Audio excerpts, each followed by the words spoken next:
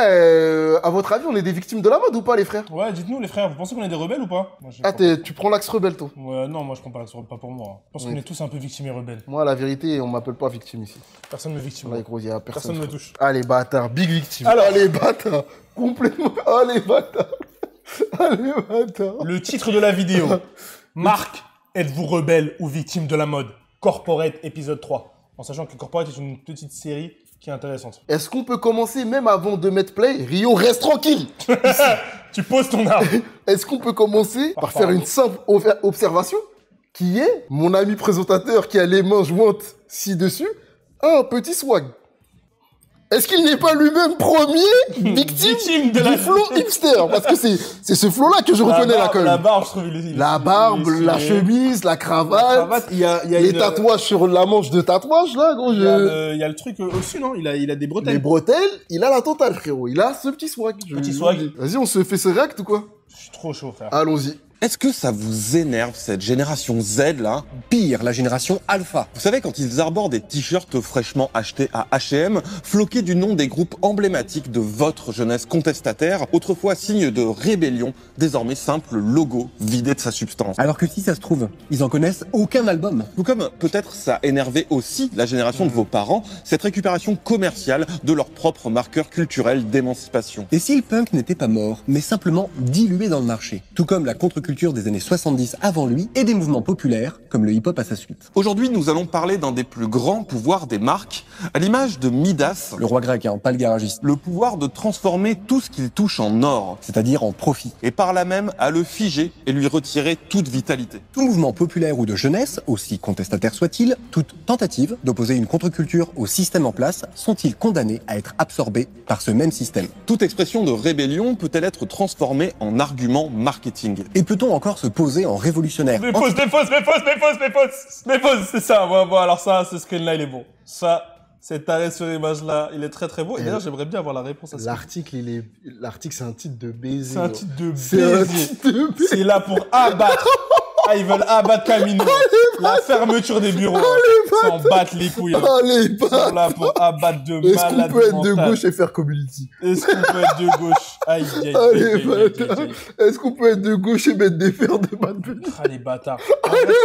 En vrai, c'est... Aïe. Il est là pour abattre. Mais gros, là, je trouve qu'on a mis pause très tard carrément dans la vidéo. De fou. Est-ce que tu veux pas revenir un peu en arrière? Parce que pour moi, il y a des takes déjà. J'aime bien l'entrée en matière sur le truc des groupes, etc. Je trouve que c'est un truc très, très concret qui touche aussi les gens. Donc c'est intelligent de commencer avec ça au début. C'est trop intelligent. Il y a une partie que j'aime bien dedans. Avant même qu'ils commencent à parler, enfin, qu'on écoute leurs phrases, la manière qu'ils ont de parler, je trouve qu'il y a beaucoup d'autodérision dedans. Oui. C'est genre en mode, quand tu vois des fois des experts, et j'ai l'impression que c'est un peu le ton de France Télévisions. Tu vois, quand j'entends « on n'est pas des pigeons c'est cette façon de parler que j'entends, tu vois. C'est « est-ce que vous savez que... » C'est vraiment... Ouais, non, tu vois, ils parlent... C'est pas From Doug. C'est pas, pas du tout. Ça rend agréable la discussion. Ils ont une façon de parler qui est exagérée. C'est drôle. C'est pas premier degré. Ce qui fait... Je regarde pas une vidéo moralisatrice. Tu vois, c'est pas sûr. C'est pas sûr. Là, même que dans C'est pas sorcier, ce que nous dit. Pareil, Fred et Jamy. Ouais, c'est vraiment là-bas. Pire, la génération Alpha. Vous savez, quand ils arborent des t-shirts fraîchement achetés à H&M, floqués du nom des groupes emblématiques de votre jeunesse contestataire, autrefois signe de rébellion, désormais simple logo vidé de sa substance. Alors que si ça se trouve, ils en connaissent aucun album. Et quand il dit ça, on dirait que ce mot qui parle. C'est une phrase de fou, frérot. Ton daron, il vit ça? Qui écoute Nirvana, là? La dernière fois, il m'a embrouillé comme si je portais ça. Il m'a dit, ouais, vos trucs H&M, comme si c'est à nous déjà. Et il a dit, ouais, il truc Nirvana. Putain, c'est quoi, Guns N' Roses, tout ça. C'est ton daron qui a gosse l'arrêter la vidéo ou quoi, c'est quoi ce délire? J'ai l'impression c'est lui qui a écrit, je vais lui envoyer un message quand même. Et le truc, c'est qu'après, il dit, ouais, dans la rue, on voit des petits jeunes, ils ont truc. Et genre en mode, ils écoutent pas. Et je dis, mais qu'est-ce que t'en sais qu'ils écoutent pas, frérot? Le gars, il a un t-shirt, ça se trouve, il aime bien. Mais gros, ça les énerve, les gens. Ton daron, c'est un baiser. Il met des jeans Levi's, tu vas me dire, il va au travail à cheval et il attrape des taureaux avec un lasso. Qu'est-ce que t'en sais? mais c'est vraiment ça touche beaucoup de personnes, les vrais fans, parce que mon daron c'est vraiment un fan de hard rock depuis qu'il est petit. Et quand il y a des trucs comme ça, quand c'est le reste, il s'en beurre, tu vois. Genre par exemple, si H&M demain il fait un truc PSG, alors pour lui il se revendique supporter du PSG, il s'en fout, tu vois. Mais la musique, gros, c'est tout. Tu touches pas sa musique, quoi. Mais pourquoi dans les. Parce que tu vois, quand je vois c'est second degré, tu vois. Mais on ne se pose pas la question sur les autres vêtements. Tu sais, genre par exemple, la chemise, la première utilité, c'était un vêtement de sport. C'est devenu un vêtement d'élégance. Là, ED porte une chemise aussi pour jouer dans le costume de on va aborder un sujet qui est sérieux. C'est quand même un objet qui a été dérivé de sa fonction première pour devenir un. C'est quand même un outil commercial, quoi. Autant que je pense que ça touche pas personnellement les gens. Ouais, ça touche pas personnellement. Ouais, genre là, le mec il a une chemise, y a pas un mec qui va dire comment ça, il a une chemise alors qu'il a un baggy, il va pas s'énerver. Moi je travaille dans un bureau, j'ai une chemise. Y a personne qui va faire ça. Là où un mec qui a écouté toute sa vie un groupe et qui voit genre un petit de 20 ans avec un t-shirt et qui se dit peut-être c'est le merch du t-shirt, parce que mon daron il est pointu comme as. Peut-être c'est le merch du concert de 95. Non, en fait c'est juste H&M qui vend le truc d'emballe dans une qualité médiocre et puis voilà. À qui la faute? Parce que les refs là, Guns N' Roses, Nirvana, tout ça là. Ils vendent leurs trucs. Soit ils ont signé des contrats de merde, soit c'est eux qui ont licencié derrière les H&M pour qu'ils puissent faire ce qu'ils veulent avec ces logos-là. Ouais. Et puis aussi, comme dit Crystal dans le chat, en vrai, je suis sûr que beaucoup de gens ont découvert l'univers. En fait, tu sais pas c'est quoi la porte d'entrée. Mais c'est ça. Tu sais pas c'est quoi la porte d'entrée des gens. Et puis même, sur Nirvana ou sur Sex Pistols, c'est pas. C'est encore une question de pas vouloir de nouvelles personnes dans les milieux. Mon daron dans la musique, il est totalement comme ça. En mode laissez-nous. Sauf si tu, faut lui prouver qu'il mérite. Dans le milieu, mais faut lui prouver que t'es apte à pouvoir. Je vois. C'est malheureux, hein, mais c'est. En fait, je pense que les gens mettent beaucoup de valeur à avoir un truc comme si enfin, c'est le truc d'appartenance et le truc de posséder quelque chose. Il y a l'appartenance sociale, mais il y a aussi le truc de. En vrai, les petits là, ils sont pas. C'est à moi, en fait, c'est ma possession. Et de toute façon, après, on revient sur un truc très humain de. On veut tous. Et d'ailleurs, c'est le sujet de la vidéo au final. Hein, et de vous rebeller aux victimes de la mode. C'est genre le truc de vouloir posséder en permanence des choses. Ça fait que. Ça te pousse à te diviser parce qu'en fait tout le monde ne peut pas avoir tout et si toi ton petit là dehors il porte des t-shirts Nirvana, bah t'as l'impression que ça te prend une partie de Nirvana un peu. Il a un truc qui est censé t'appartenir qu'à toi, tu vois. Ça avec Jordan et le milieu de la basket. Complètement. Toute notre carrière dans la basket. Et gros, tu t'es mal senti quand les petits ont commencé à porter des dunks? J'ai jamais porté de dunk vraiment. Non mais Jordan 1? Les Jordan 1, je m'en fous. En vrai, j'avoue. J'ai pas ce regard-là sur les gens en mode de légitimité ou quoi. Genre, t'as envie de porte, je m'en fous. C'est juste, c'était plus l'opportunisme en mode venir acheter des paires pour les revendre, parce que avant ça c'était chiant. Mais si tu viens acheter la paire et que tu la portes, même si t'as 12 ans, 15 ans, 40 ans, je m'en fous. Et si tu connais pas l'histoire, après c'est toujours cool. Ça permet de parler avec un mec et d'échanger sur ça, tu vois. C'est cool, mais si t'as pas les connaissances, je m'en fous. Si c'est un kiff de produit, et en vrai, moi je m'en fous. Les gens ils font ce qu'ils veulent. Chacun fait ce qu'il veut. Ah ouais, tranquille. Si tu commences à te prendre la tête là-dessus, t'avances pas. C'est un vrai débat le truc de légitimité là. Ouais. C'est marrant et je trouve que c'est comme tu le dis, c'est une super entrée de vidéo puisque une pète d'entrée. Gros, c'est des sentiments que genre beaucoup de gens ressentent et si tu regardes les discours les plus engagés sur internet, c'est ceux-là. Ils sont pas légitimes de parler de basket, ils sont pas légitimes de trucs, c'est des profiteurs de ah non, on n'a pas le droit, on est entre nous, c'est que pour nous Guns N' Roses, non, c'est une folie frérot. Alors que le mec même qui possède Guns N' Roses, il a décidé de donner ses droits. C'est-à-dire c'est lui qui a choisi que non, t'inquiète frérot, on va le partager à tout le monde et H&M va faire des t-shirts sans payer les petits dans les usines et les vendre à 15 €. T'as tout dit. C'est malheureux cette partie-là. En tout cas, préparez-vous. De quoi? Parce que Amadeus, il dit un vrai truc. Il dit dans 30 piges, les gens porteront des t-shirts Cactus Jack, frérot, vendus chez H&M à 10 balles. Parce que notre ami Trévis, il aura vendu les droits en léger, frérot. Ouais. En léger. Fin de carrière, on va récupérer quelques millions fin d'année, là. On va dire, H&M, allez, Comme peut-être ça énervait aussi la génération de vos parents, cette récupération commerciale de leur propre marqueur culturel d'émancipation. Et si le punk n'était pas mort, mais simplement dilué dans le marché, tout comme la contre-culture des années 70 avant lui et des mouvements populaires comme le hip-hop à sa suite. Aujourd'hui, nous allons parler d'un des plus grands pouvoirs des marques, à l'image de Midas, le roi grec, pas le garagiste. Le pouvoir de transformer tout ce qu'il touche en or, c'est-à-dire en profit. Et par là même à le figer et lui retirer toute vitalité. Tout mouvement populaire ou de jeunesse, aussi contestataires soient-ils, toute tentative d'opposer une contre-culture au système en place sont-ils condamnés à être absorbés par ce même système. Toute expression de rébellion peut-elle être transformée en argument marketing? Et peut-on encore se poser en révolutionnaire anticapitaliste alors qu'on s'habille de la tête aux pieds en sportswear de marque? J'ai remarqué que vous aviez des baskets Nike au pied. Vous êtes vraiment, mais à chaque fois je me fais gauler dans cette émission. La prochaine fois je viendrai en espadrille, je vous promets. Non. C'est ce qu'on va voir aujourd'hui. Bienvenue dans Corporate. C'est vraiment des merdes, les types de la télé, là. Puis c'est fou parce que c'est vraiment les premiers défenseurs du capital qui viennent te dire vous êtes pas un bon gaucho, mais va te faire enculer, quoi. Il va te faire enculer, quoi. Quand tu peux mettre un peu de virilité quand tu le non, fais. vraiment Quand pas, je vais pas dire plus. Il va te faire enculer. Dans la série des trucs qui ont été inventés vachement plus tard qu'on le pense, vous avez les allumettes et les adolescents. Ah bon? Avant, les gens, ils poussaient d'un coup comme ça? Non, bien sûr, mais pour la notion d'adolescent au sens où on la conçoit maintenant, il a fallu attendre la fin de la Deuxième Guerre mondiale et le fameux baby boom. On voit alors émerger une jeunesse bien plus nombreuse et de moins en moins obligée d'aller au boulot à 12 ans. Alors tout ça, c'est super cool, hein, mais n'allez pas croire que ce nouveau segment de marché, prêt à profiter de son argent de poche, aura échappé aux capitalistes dans une société de consommation en plein boom elle aussi. C'est ainsi qu'on verra apparaître dans les nouveaux médias de masse toute une culture teenage avec des émissions dédiées aux jeunes comme Salut les copains. Mais aussi une palanquée de teen movies ainsi que des genres musicaux plébiscités par la jeunesse grâce aux radios et au vinyle avec des figures comme Elvis Presley, James Dean et les Beatles. Insupportable ces jeunes, hein, toujours sur leur flipper et leur jukebox. Et oui, parce que les boomers qui font les vieux cons aujourd'hui, qui râlent qu'on peut plus rien dire, que les jeunes ils sont fainéants et les « et moi de mon temps », et ben de leur temps, c'était ces jeunes-là. Est-ce que vous trouvez aujourd'hui notre époque aseptisée où on peut pas dire Je grand-chose? hais cette époque. C'est vrai. Je la hais. Et voilà, et Sardou, c'est un baiser. Michel, je préférais l'époque où on pouvait insulter les noirs. Voilà, il est resté en On pouvait rockstar. fumer des gains à la télé. Il est resté en rockstar de fou avec ses lunettes. Oh, le vieux con. On peut pas faire une Putain de tech raciste merde. ou sexiste à la télé, Putain, j'en on ai peut plus rien marre. dire avec ces femmes Mais j'en ai marre. Préféré où il y Mais avait qu'est-ce pas, que il y vous avait faites pas vous de là femmes, sur le putain. plateau? Normalement, il y a que les gars, on est entre parle pas nous. avec vous. Normalement, vous Ça fait parlez longtemps que juste vous avez avant pas de compte en l'émission. banque. Quand vous avez pas de compte en banque, on était plus tranquille. Putain. Merde alors. Quand vous devez dépendre de votre mari pour acheter les courses, c'était mieux. Et il me fume la gueule. Vraiment des Il malades. me fume la gueule et ça me fascine à quel point en France, ces mecs-là ont un totem d'immunité de baiser. Gérard Depardieu, Macron, De baiser. Gérard Depardieu qui a De des vidéos 4K où il dit baiser. ouais, la petite là.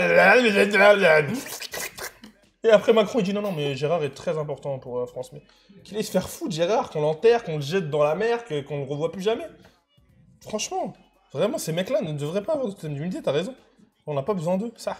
Quand il sera mort de manière naturelle. De faire quoi? Ah, je dis ça parce que sinon ça fait genre, ce que tu viens de dire, c'est on incite à ce qu'il meure. Ah non, jamais. Ça, si, connais, frère. Oui, précis. après. Tu Ah, ce que tu connais. Toi, tu fais des dérapages, après, c'est moi, j'ai les lettres. Dérapage, Des bien sûr. ouais, avocats. ça. Je crois que j'ai rêvé qu'on avait reçu une lettre d'avocat suite à un live ou un truc. On a reçu, frérot. Non, Pas, non, pas non, les non, lives, là. Pas les lives. Ah, Mais on a reçu des trucs avant. Quoi? Ah ouais? Ouais, on a reçu. Ouais, je te jure. Ça nous est arrivé. Sur quoi? Sur du contenu? Sur. The fuck? On a reçu des lettres. Découvre des infos, les frères, avec vous, on est en direct. Hein. Mais rien à voir avec moi, Frangin. Non, rien à voir avec Oh, toi. putain, Dieu merci. Rien à voir avec toi. On fera un live dédié Un live dédié. à cette salsa. Je m'attendais pas du tout à ce qu'ils attaquent sur la partie. C'est trop marrant qu'ils dézooment et qu'on apprend direct un truc sur le truc de l'adolescence. C'est trop Par bien, exemple, je savais frérot. pas sur la Seconde Guerre mondiale. Ça paraît logique, hein, complètement. Et... Ça paraît logique au final de la timeline, mais. Mais c'est trop bien parce que. On s'y attend pas. Mais quand même, la première partie, ce dont il parle, c'est des petits qui portent ces t-shirts-là. Des trucs qu'ils n'ont pas forcément vécu et qui n'ont pas. Ouais. Tellement être repris par la publicité. Always the best for Georgie. 4 men's grooming aids. Real masculine. C'est ainsi que naît l'adolescent consommateur. L'adolescence, c'est aussi une période de construction d'identité. Cette jeunesse, elle a besoin de s'exprimer, de se démarquer. Et c'est ainsi qu'elle va développer ses propres sous-cultures. Alors attention, hein, sous-culture, c'est pas un jugement de valeur comme on dit « Oh là là, vos japonaiseries de mangas ». Justement, c'est une culture partagée par un groupe spécifique hors de la culture dominante ou légitime. Ce qui fait qu'elle peut être incomprise et prise de haut. Ça, c'est un truc qu'on a beaucoup ressenti chez Camino. Parce que le moment où on arrive dans le milieu de la basket, c'est quand même une sous-culture. Ouais. Pas dans le sens, genre, la richesse de cette culture. Vraiment dans le sens, c'est un microcosme qui représente pas encore des milliards et des milliards. Mm. c'est un sujet qui engage beaucoup certaines personnes et les autres, ils prennent un peu de haut en se disant mais c'est quoi ce truc de Non, on con? s'en fout. Ouais. Ils sont là, ils collectionnent des baskets, c'est quoi c'est merdeux là? Ouais. Il est bizarre, tout ça.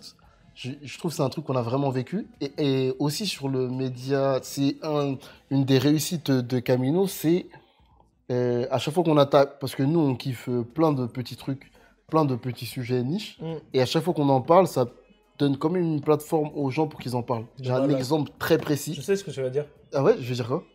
Est-ce que tu vas pas parler des floops? Non, mais ouais, par exemple, vas-y, explique ça. Un jour, il y a 3 ans, un truc comme ça, on fait un TikTok sur les floops, je crois. Et parce que ça débat des meilleurs goûts de floops, je sais pas quoi. Et c'est vraiment une story random comme on en filme chez Camino, et on poste sur TikTok. Et là, tu vois le nombre de Guadeloupéens qui débarquent dans les commentaires, mon gars. Guadada. Et qui se tabassent en mode non, le meilleur goût c'est cola, non, le meilleur goût c'est pas cola, le meilleur goût c'est lait, je sais pas quoi. Ça me flingue la gueule, Floop Coco, tu vois. Voilà, exactement. Ils ont fait comme Chris dans le chat, comme les Eagles, ils sont partis, ils ont tous débattu. Et ça a fait, je sais même pas, 700, 800 000 vues, peut-être, je sais plus. C'était n'importe quoi les chiffres. Et on parle d'une glace, tu vas dehors, en vrai de vrai, là dehors, à Paris, les gens ils mangent pas des floops. C'est vraiment un truc très niche, mais du coup, dans cette niche-là, il y a quand même des centaines de milliers de personnes qui sont pas forcément aux mêmes endroits, etc., qui relate et ils se le partagent même en vrai. Ils prennent la vidéo, ils se l'envoient, ils disent hey, regarde, viens, on débat des floops, c'est quoi les floops? Et surtout, t'as pas un seul endroit pour en parler, aussi, pour échanger sur ce sujet-là sur Internet. Ouais. Et c'est là où je trouve on arrive à être bon sur des sujets, même là quand c'est de la rigolade. Bah, en gros, comme nous, on n'a pas d'endroit où on en parle sur Internet, et ça fait que les gens qui ont envie de parler de ce sujet-là, ils ont un réceptacle, frérot. C'est ce truc-là que j'aime bien. Quand les échanges ils se font correctement sur une plateforme qu'on a créée, j'aime trop. C'est vraiment un des objectifs de Camino, je trouve qu'on l'aurait pu remplir à 100%. Moi, j'allais te donner un autre exemple c'était les musiques de K-rap de Kusmo. Ah, ok. La K-pop là? La K-rap. D'accord, ouais. Quand il parle les rappeurs coréens. Les rappeurs coréens, tu vois. Ouais. Que Smo kiffe, quand il avait parlé de DPR, il avait parlé de Cold, il avait parlé de plein d'artistes comme ça. Parle de musique coréenne. Encore moins que Smo, tu vois. Encore moins les mecs qui ressemblent à Kusmo. Ce qui fait qu'on en parle, ça fait un endroit où genre tout le monde peut en parler. Eh, Double, t'es vraiment un baiser. Il a dit les flops sont collés au tilapia sans emballage. Et quand tu vas dans les épiceries, il y a vraiment le tilapia là, et il y a le flop à côté, vraiment. Aïe, aïe, aïe, putain. Enfin, bref. Mais c'est quand même des points de rassemblement où les mecs, comme de l'extérieur, t'es vu en chelou quand tu manges ça. Quand par exemple, tu viens en hexagone et que les gens ils mangent des Mr Freeze et que toi, quand t'étais moi, je suis Mr Freeze, moi. Ça. Bah, tu vois, quand t'es chez toi, au quartier ou dans les îles, tu manges ça. Et t'es vu en bizarre parce que tu manges ça et que tu dis à tes potes, ouais, c'est mieux que Mr Freeze, c'est mieux que Mr Freeze. Après, quand tu peux en parler, gros, t'es hyper impliqué en mode, ah non, c'est trop bien, c'est trop bien. C'est ce qu'on a vu sur ce format. Tu vois. Et par exemple, on le voit vraiment beaucoup, je trouve, dans la basket. Tu vois, la manière dont les gens n'ont pas capté que, genre, c'est un truc qui touche tout le monde. Et que même si ça touchait pas tout le monde a le droit, genre, de s'y intéresser, de faire des erreurs, de commencer à kiffer tout ça. Il n'y a pas de légitimité à celui qui a le droit d'écouter de la musique. Il n'y a pas de légitimité à celui qui a le droit d'acheter des baskets ou de parler des baskets, etc. Oui. Bah, je trouve là, dans la basket, on est encore dans ce... Après, c'est parce qu'il y a la frustration qui est créée par le nombre d'unités et les marques. Ouais. Mais on est encore dans ce moment où les gens se disent « Ouais, non, lui, il a le droit d'en parler, il n'a pas le droit, non, nous... » C'est bizarre en même temps parce que, tu vois, le monde de la basket, c'est ce qui me fait penser. Je le vois quand même pas comme une sous-culture... au global. C'est-à-dire que, quand tu me parles de lancement de Camino et du début, etc., on parle de 2016, on parle quand même d'une époque où, déjà depuis les années 85, bon, t'as la Jordan 1, mais t'as toute une vague de produits, t'as les Stan Smith en France et la superstar Mohamed Aron a porté des Stan, tu vois. On est quand même sur un truc où il y a quand même des générations qui ont vécu avec les sneakers, pas dans le même sens et dans la même consommation qu'on en a aujourd'hui, mais il y a quand même un truc c'est mainstream. Genre, c'est normal de porter des baskets peut-être dehors le week-end, etc., pas forcément au travail. Donc on est encore sur un autre niveau de mainstream. Il y a quand même un truc où les gens consomment des Converse, tu vois. Ouh là là, chasseur, détrompe-toi. Là, tu parles de père qui ne sont pas limités. Du coup, ça n'intéresse pas les gens. Non, Non, mais en gros, tu vois, par exemple, ça, c'est la manière dont nous, on voit le milieu. Oui. En mode, ouais, les sneakers, c'est autant la Stan Smith, qui est une de mes paires préférées all time. D'ailleurs, je trouve les Stan Smith, c'est mieux que les Jordan 1. Que... Oh, la tech de baiser. Ah non, je vais faire vraiment... foutre, gros, avec les tech de baiser. Je préfère dire... C'est un ouf, lui, Je préfère dire, gros, moi, je préfère les Stan Smith. Travis, Bad Bunny, je t'ai laissé. Je m'en fous, je m'en beurre, je dis ce que je pense. Il est chaud. Je m'en beurre. Il est chaud, carton rouge. Tellement la prise était chaude, je me suis brûlé la le main. cerveau, je Là, savais t'arrives pas plus, là, ouais. Non, ça c'est nous les sneakers, c'est autant les Stan Smith que les Age1 Travis Ouais. qui sont limités. Ouais. Et le spectre, c'est pas les sneakerheads ou les trucs, c'est que la partie de gauche où il y a les produits limités. C'est le tout. Ouais. C'est le tout. Du coup, Mais quand toi tu fais cette analyse-là, oui, elle est correcte pour moi. Mais pour ceux qui achètent que des produits limités, ils ont correcte. l'impression qu'il y a une niche où genre les Il y a gens quand même achètent une- ces produits-là C'est clair. et qui est différente du reste. Alors que le mouvement se crée encore une fois avec l'Air Jordan 1 et un produit Mais qui est comme, partagé par tout le monde. Comme le rap. Et l'Air Force 1. Comme le rap qui est déjà. Comme le rap qui est déjà dans les années 90, t'as des NTM et des IAM qui sont des tubes et qui genre rentrent dans le mainstream, même si c'est pas genre comme on pourrait le dire aujourd'hui en mode de la musique pop et tout ça. Ouais. T'as vraiment du rap qui est devenu gros. À l'époque, t'avais déjà des sneakers qui sont devenus grosses.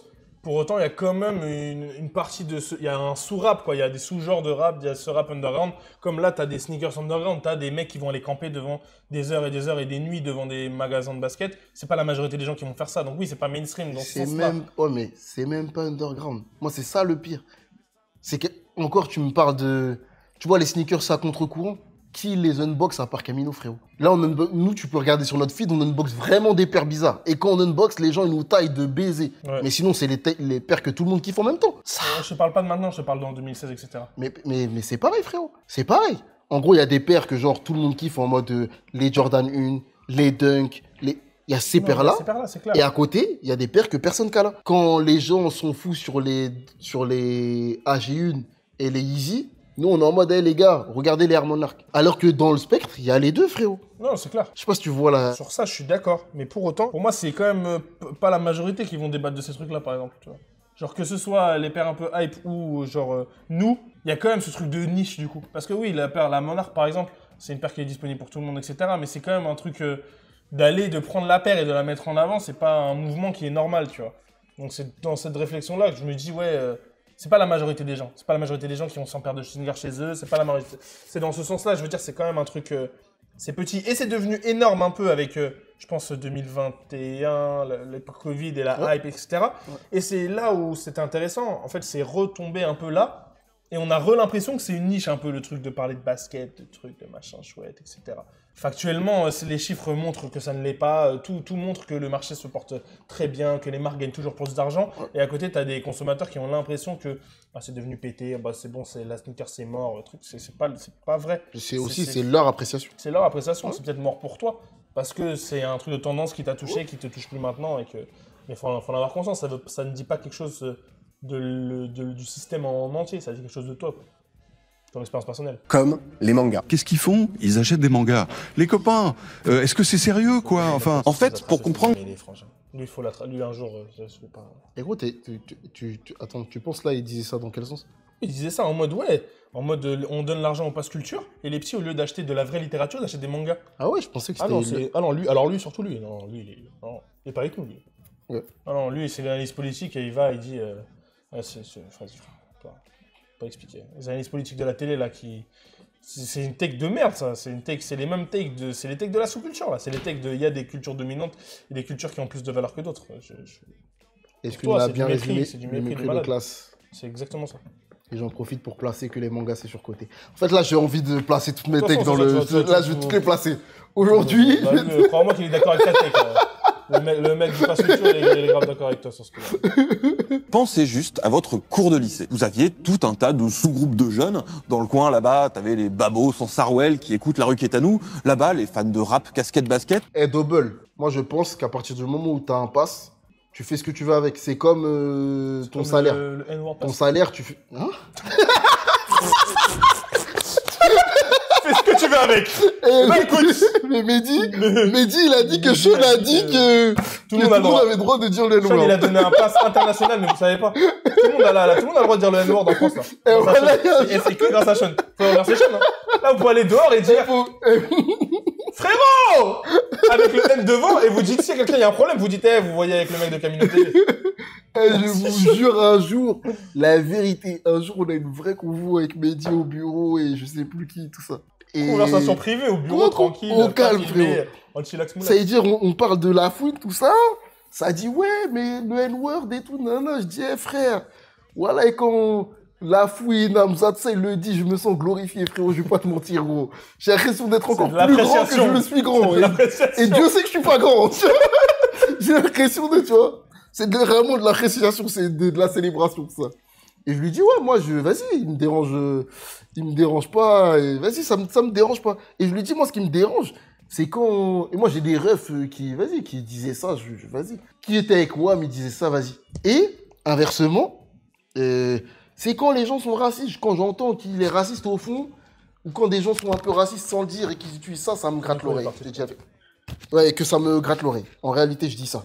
Voilà, pendant le confinement, il y a un... Mehdi, il prend l'info, il dit, je suis d'accord avec toi, etc. Il prend l'info, il me dit pas, je suis d'accord ou pas, il dit, ok, vas-y, je prends l'info, je prends ta take. On est pendant le confinement, je reçois un DM de chasseur. Il me dit, Blady, il a dit que, Mehdi Maizi, il a dit que tout le monde peut dire le mot négro et que c'est Sean Kati. Il était en pic, Mehdi, il était déjà en pic à l'époque. Et il lançait que des lives Insta. Vous vous rappelez de Mehdi Maizi qui est en full live Insta? Et ça du débat du N-word, un truc comme ça. Il a dit tout droit, Sean, il a dit... Je parlais avec Sean, il avait dit en vrai, tout le monde envoie de tir. Il a résumé ta take, il a compressé ma take de 1. Et encore une fois, moi je suis un Renoir, je fais la take, ok? Je dis pas ma take, elle est valable parce que je suis Renoir, mais écoutez bien jusqu'au bout. C'est quand même un sujet où là, frère...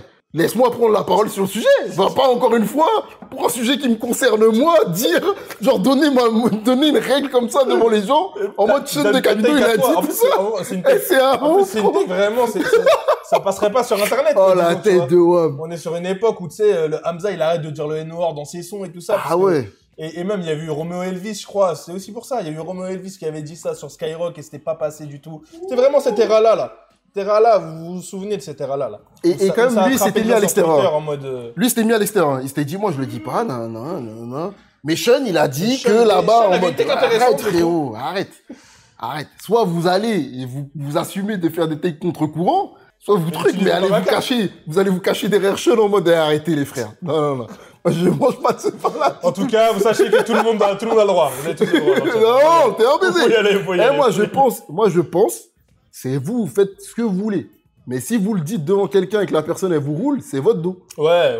Moi, c'est ça que je pense que qui doit être clair dans la tête des gens. Tu peux blesser les gens. Oui, c'est ça, en fait. T'as le droit de blesser les gens. Genre, droit dans la partie de l'égalité. Mais le gars, il a le droit de te rouler.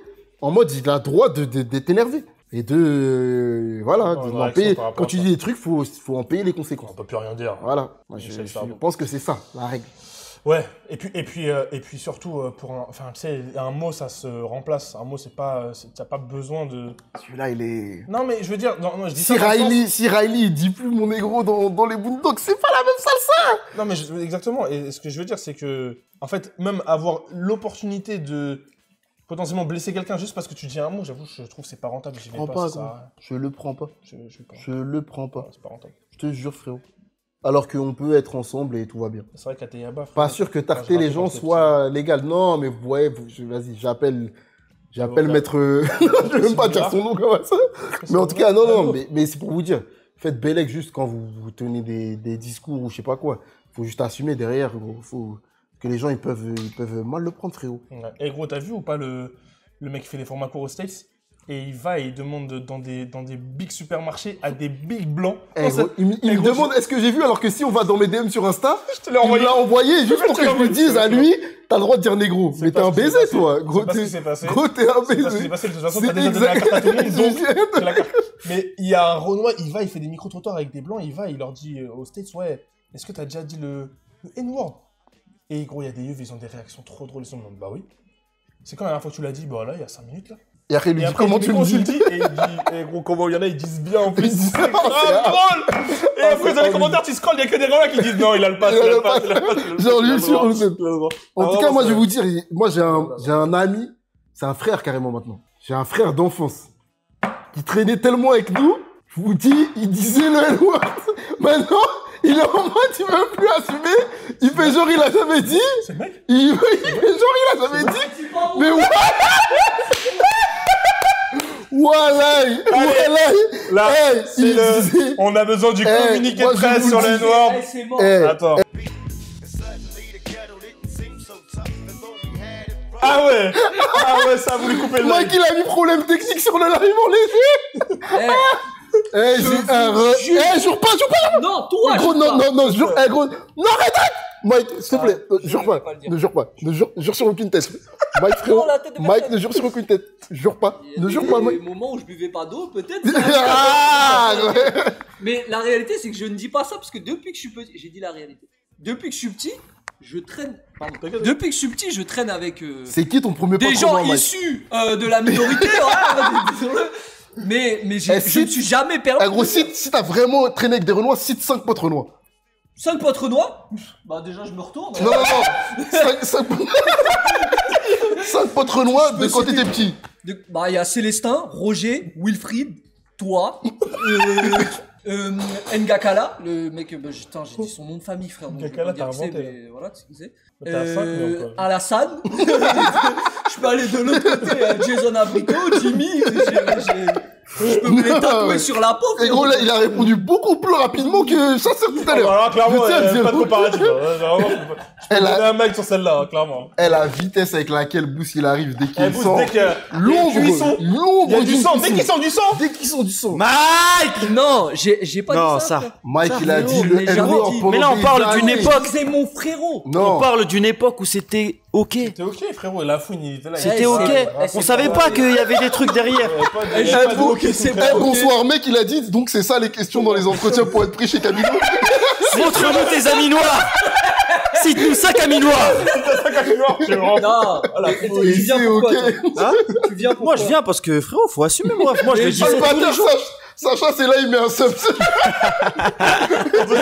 Merci pour le sub, mon ref.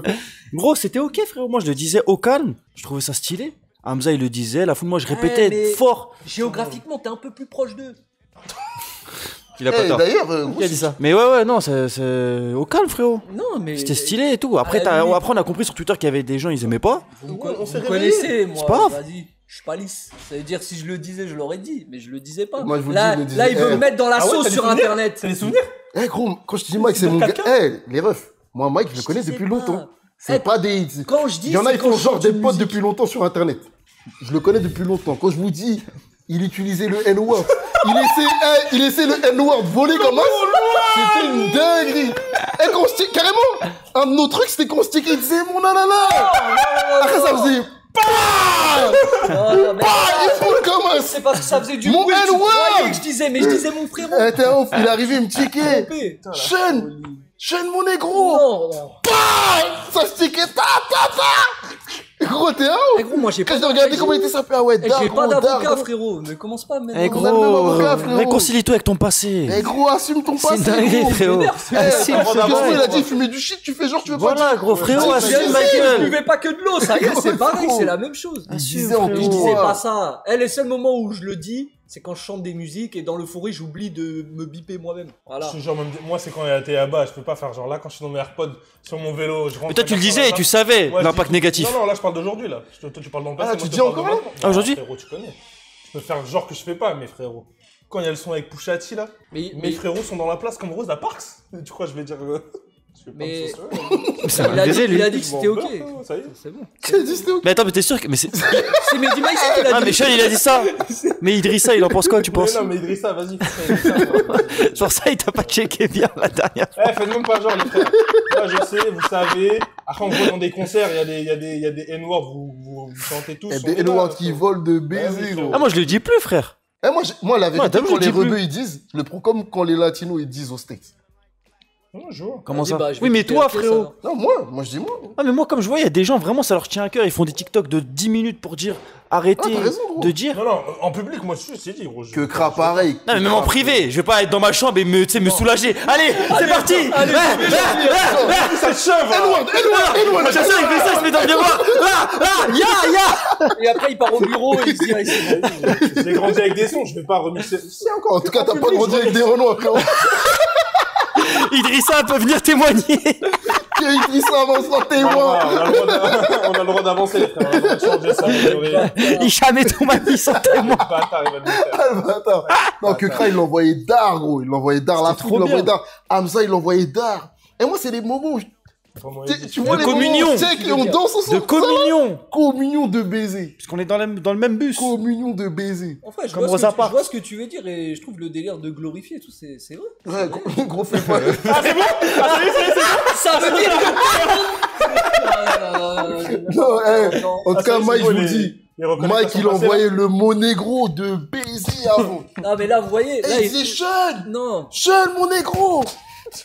Alors, Et tu sais, ça là, dit vraiment, bam, stick et comme là, on est en live sur Twitch, il est en entertainment, ça veut Non, dire, non, voilà. Non, voilà, la il va vérité, dire je ça. mens pas une seconde. Mais c'est faux. Je mens pas. Je vous Mais, dis, Mon frérot. on s'est toujours checké en se disant, avant. Là, j'avoue, ça fait, vas-y, au moins, un peu moins de Ouais. 6 ans, 7 ans, il Je pense dit que ça plus. fait 34 ans. Mais avant, oh, je vous dis, on Eh, se mais vous, voyait les- de loin. Eh les frères. Vous, il y a des mots vraiment qui vous blessent. Gros, moi, j'arrête Parce de que parler je avec toi de cette conversation. À chaque fois, j'ouvre la bouche, je voulais me taire. Je vais plus parler. Mais vraiment, c'est toi, tu te soulages devant le miroir en disant le N-word 10 fois d'affilée. Si j'ai fait pas ça. Non, ça. Parce que moi, quand je pense à quand Bougnoul. j'étais Moi, je m'en petit- beurre. Sean, fais attention à Twitch avec le N-word. Eh, sur Twitch, tu peux pas dire? Bah, genre, ça me fait Ah, rien. merde. Quelqu'un, il vient, il Mais dit. il y a des Bougnoul. relous qui disent Bougnoul déjà. Non, je pense pas, Il y a frère. pas, frérot. Ah, mais je suis en train de te dire, moi, je m'en fous, genre. Ouais, mais moi, je te dis, je comprends que tu puisses t'en foutre. Je te dis qu'il y a personne qui le dit. Ça veut dire, à part les racistes, il y a personne qui le dit. Mais tu peux me dire, c'est ça que je suis en train de te dire. Eh, Viano, il a dit, c'est pas bien, Sean, j'ai pas envie de reperdre Mike pendant les 12 prochains mois. Mike, il a été attrapé par la police du N-word. Voilà. Aïe, aïe, aïe. Mais attends, Il est derrière les wesh, barreaux. Nak, frérot. Nak, Le il a mot dit- guerre est plus péjoratif que le N-word. Non, mais ça, c'est Eh, gros, le tech. mot guerre, il est en mode- swag. il est en tech, il est quand en j'étais tech. au Ah, lycée, gros, eh, Quand quand je j'étais trouve au ça lycée, stylé, hein. Il est il y en avait, tech dans le chat. quand on moi, me je suis pas disait d'accord avec lui. Babtou, ça Personne n'est d'accord. m'énervait, moi. Babtou, t'aimais pas? Eh gros, Mais y a jamais eu des champs où il y avait plein de Babtou en train de récolter des... non. du coton. Mais Ah gros, ouais, tu vois, on des va fois, dire j'étais Babtou avec, jusqu'à, les... frérot. j'étais avec... j'étais avec les gars du lycée, et des fois, il y a des gens comme toi, voilà, des gens issus de l'immigration, ils me disaient, ouais, le Babtou là-bas, là.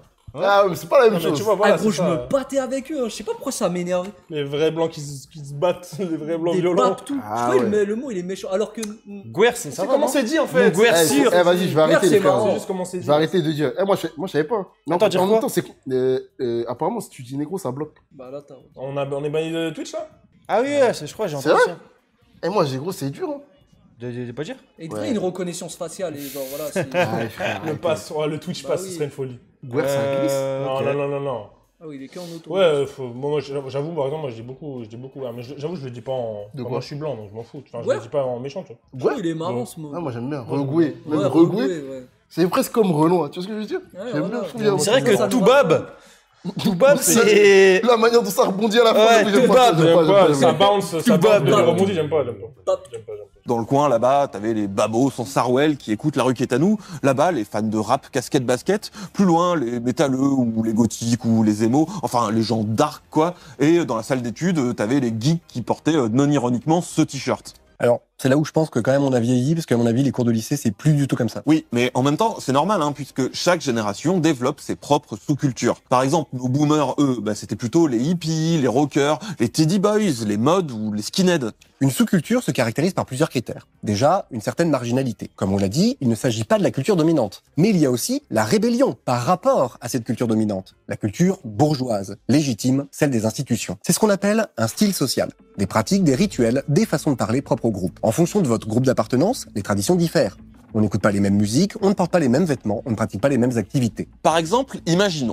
Vous fréquentez régulièrement des festivals en plein air pas parfaitement déclarés en préfecture, avec des riffs de guitare généreux que vous aimez écouter près de la scène en consommant toutes sortes de boissons et autres friandises vendues par des auto-entrepreneurs non homologués. Lifestyle qui vous provoque des fringales régulières. D'où votre passion pour les crusters. Bon marché, nourrissant, facile à transporter. Disponibles dans toutes les bonnes grandes surfaces avec leurs petits sachets qui les préservent des éclaboussures de bière et des chutes dans la boue. Ainsi, cette marque s'est peu à peu imposée comme emblématique de l'identité de votre sous-culture, ce qu'on appelle le style plastique. Au-delà de ses seuls aspects pratiques, la marque devient un signe de reconnaissance, une façon d'affirmer son identité et son appartenance à un groupe, à une sous-culture. Par la suite, vous ajouterez à ce style plastique un chapeau, parfait pour vous préserver du soleil quel que soit l'endroit de vos siestes inopinées, une veste militaire à la solidité éprouvée sur le terrain, ainsi qu'une coupe de cheveux nécessitant peu d'entretien. Au final, un lien si étroit se sera opéré entre vous et les crusters que vous finirez peut-être par vous nommer d'après eux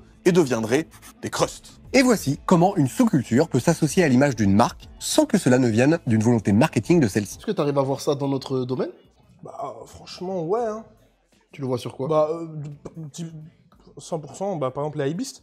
Ouais, vas-y. Pour moi, c'est ça, dans le sens, il y a des mecs qui suivaient cette niche un peu de, qu'est-ce qui sort de hype, qui sont les prochains créateurs chauds, qui sont les mecs vraiment les plus cool, et tu vas sur hypebeast regarder ça. Et tu deviens un peu cette caricature, entre guillemets, de mec qui va aller mettre la dernière ceinture off-white avec le logo suprême, avec la paire de Yeezy 350. C'est l'archétype presque de ce que c'est un hypebeast. Je sais pas si ça représente vraiment ce truc de marque, tu vois. Ça représente pas vraiment. Parce que c'est pas une identité de marque, même si hypebeast c'est un média et c'est une plateforme, vas-y.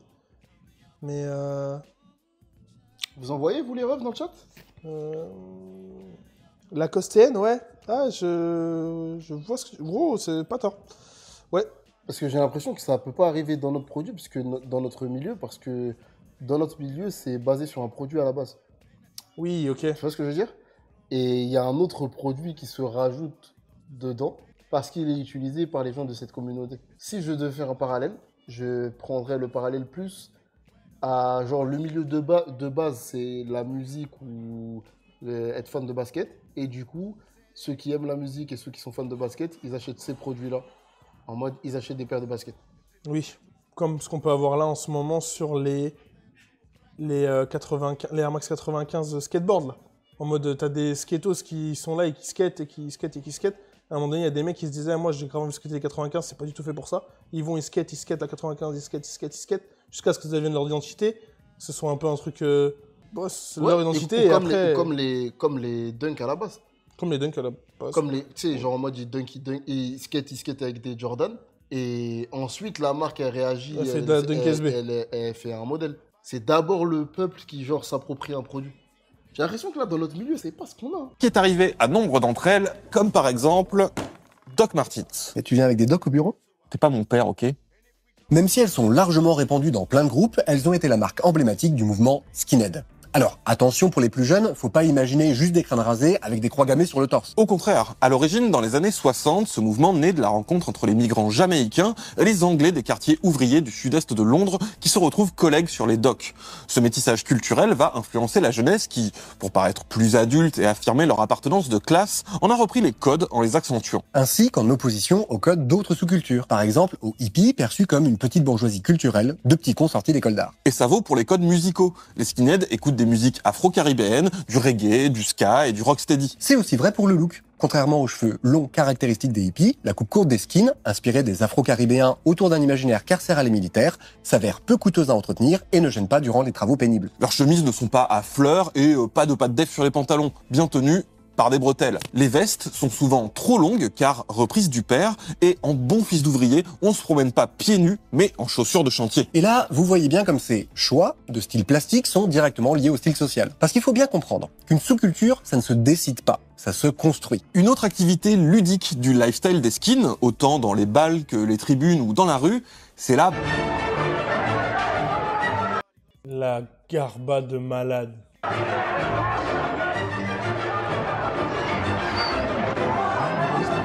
La bagarre! Ouais, ça non plus, c'était pas très flower power. Hein. Et vous savez quelle marque, elle est bien pour la bagarre?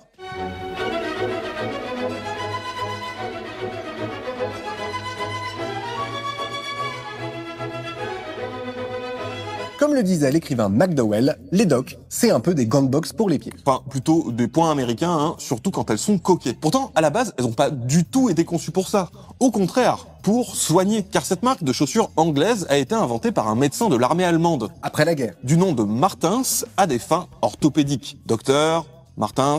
Bon, mais du coup, qu'est-ce que tu fais quand t'es la marque? Parce que c'est cool, ça leur donne une clientèle et une image de marque. T'as une histoire avec les docs? Pas de fou. Mais une histoire qui est entièrement en soi, là. Ouais, rien à voir. Rien à voir. Mais même le truc de l'époque, parce que je sais que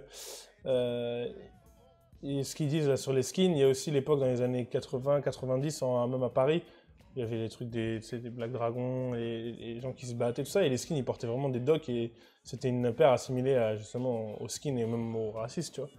C'est pour ça que je voulais savoir. Enfin, toi, rien à voir, c'est juste apporter parce que c'était stylé. Je trouve ça ouf aussi que quand tu remontes au début du mouvement skinhead, c'est que c'est inspiré de ce qu'ils finissent par détester à la fin. Ah oui, c'est ouf. C'est lunaire. C'est lunaire de ouf. Et gros, c'est vraiment un bête de format. Ça fait 8 minutes. On en a pris plein. Alors là, pour le coup, skin et migrants jamaïcains, j'avais aucune idée. Jamais, aucune idée. Vraiment au format de fou. Ouais. Et ce qui me fait penser à un truc, là, ça fait 8 minutes. On n'a pas encore parlé du sujet victime de la mode aux rebelles. Ça va être marrant. Comment est-ce qu'ils vont on va l'aborder après. Alors là, ils ont fait un petit tour. Crust, ils ont fait Doc Martens.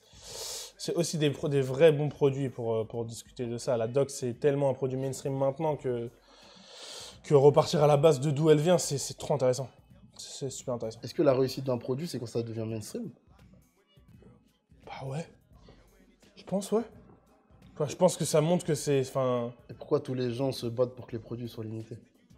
Moi, je pense qu'ils se battent pas pour qu'un produit soit limité. Ah bon? Ouais. Les marques, elles en font. Mais... Je pense qu'il n'y a aucune marque qui a envie de faire des produits limités. Ouais, c'est ça. Moi, je pense à la fin, ils n'ont pas envie. Ils ont envie d'en vendre des litres. Je pense... Et d'ailleurs, c'est le sujet même au final de la vidéo. Parce qu'ils en parlent au début, mais... Quand ce truc-là de mode se transforme en potentiel profit et que tu arrives à asseoir un produit comme vecteur culturel plus que ton produit représente plus que juste un produit, c'est fini en fait, t'as gagné parce que les petits vont vouloir l'apporter, les grands vont vouloir l'apporter toute leur vie, ils vont les léguer et ça devient c'est comme dans un jeu vidéo, t'as le produit qui fait partie de ton skin quoi. Au final c'est ça et c'est ce qui monte derrière avec les crusts là, c'est qu'en fait il a un skin de personnage, quoi. Tu sais déjà qu'il va avoir sa veste militaire, tu sais déjà qu'il va avoir... Et donc, en fait, en tant que marque, c'est du pain béni. Tu as besoin que ça continue. Tu as besoin même que ton produit... De toute façon, pour exister en tant qu'entreprise, il n'y a pas 10 000 choix. Il y a exister, et puis après, il y a faire des milliards comme Bernard. Ça, on est sur deux discussions complètement différentes. Mais quand t'es Doc Martens, c'est qu'à l'époque, tu fabriques toutes tes paires en Angleterre, et que tu tombes sur ce pain béni de tout le monde a envie d'acheter ta paire, bah t'es Gucci, tu vois. Après, quand ça se privatise et que c'est un fonds d'investissement qui reprend et que toute la production est délocalisée en Asie, c'est une autre conversation, tu vois. Et je te dis ça parce que on a commencé quand même le live avec la discussion sur le Daron Mike, qui positionnait quand même en échec le fait qu'à un moment sa culture elle soit portée par tout le monde. C'est vraiment que le consommateur qui est dans cette position-là, qui veut garder le truc pour lui. Ça se voit que genre dans cette dynamique-là, la marque et le consommateur, ils ont deux combats totalement différents.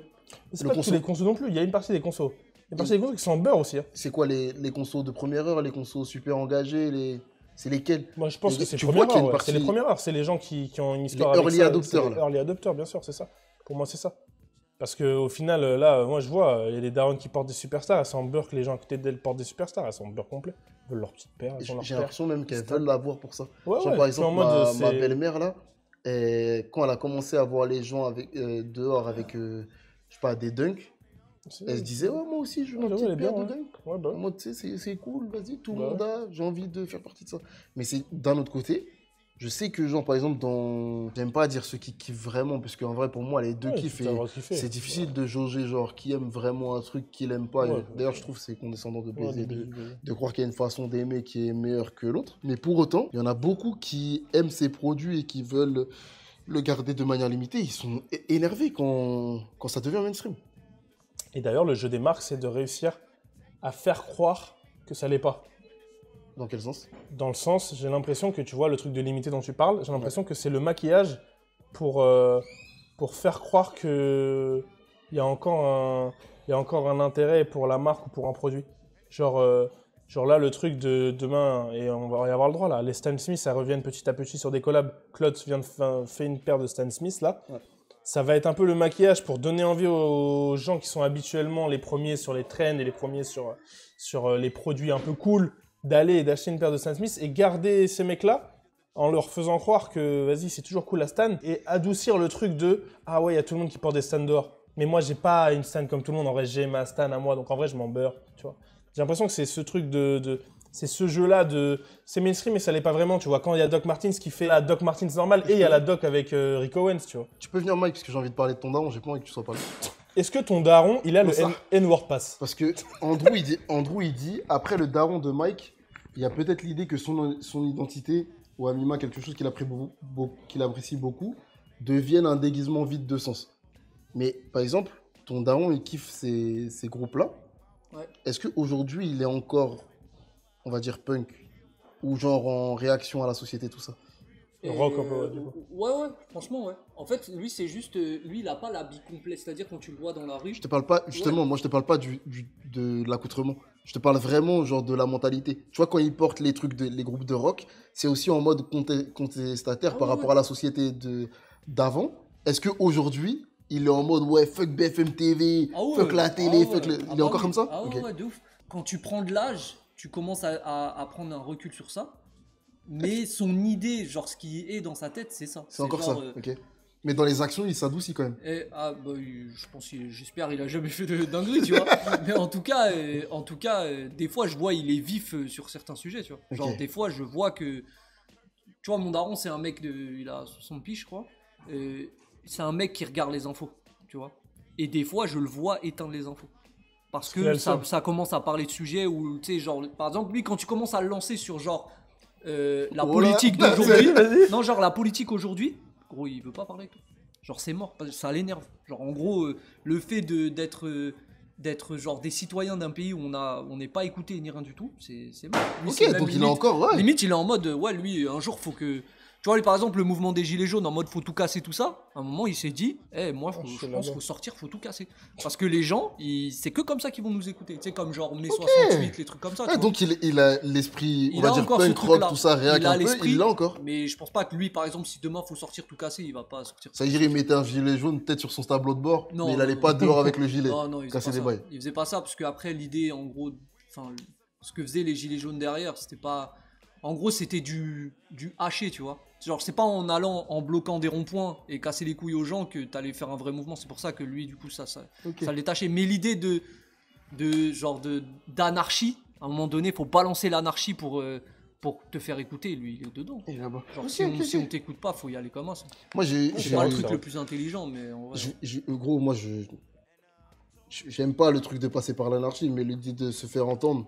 De trouver des moyens de se faire entendre, je trouve cette partie-là intéressante. Je préfère cette partie-là, genre l'inaction. Tu vois, esprit révolutionnaire, c'est ça. C'est en gros, mais lui, c'est en mode, il est passé à autre chose, en mode, il va laisser les autres faire la révolution, mais il va les encourager. Moi, je voulais poser la question, parce que je vois aussi plein de darons qui sont déçus que les petits portent ça en mode, ouais, l'essence, c'est un peu le drapeau de notre combat, et vous avez dilué ce truc-là, mais c'est aussi des darons qui ont arrêté d'être punk. Ça leur rappelle aussi que eux aussi ne font plus ces trucs-là. Je pense qu'il y a ça, ouais.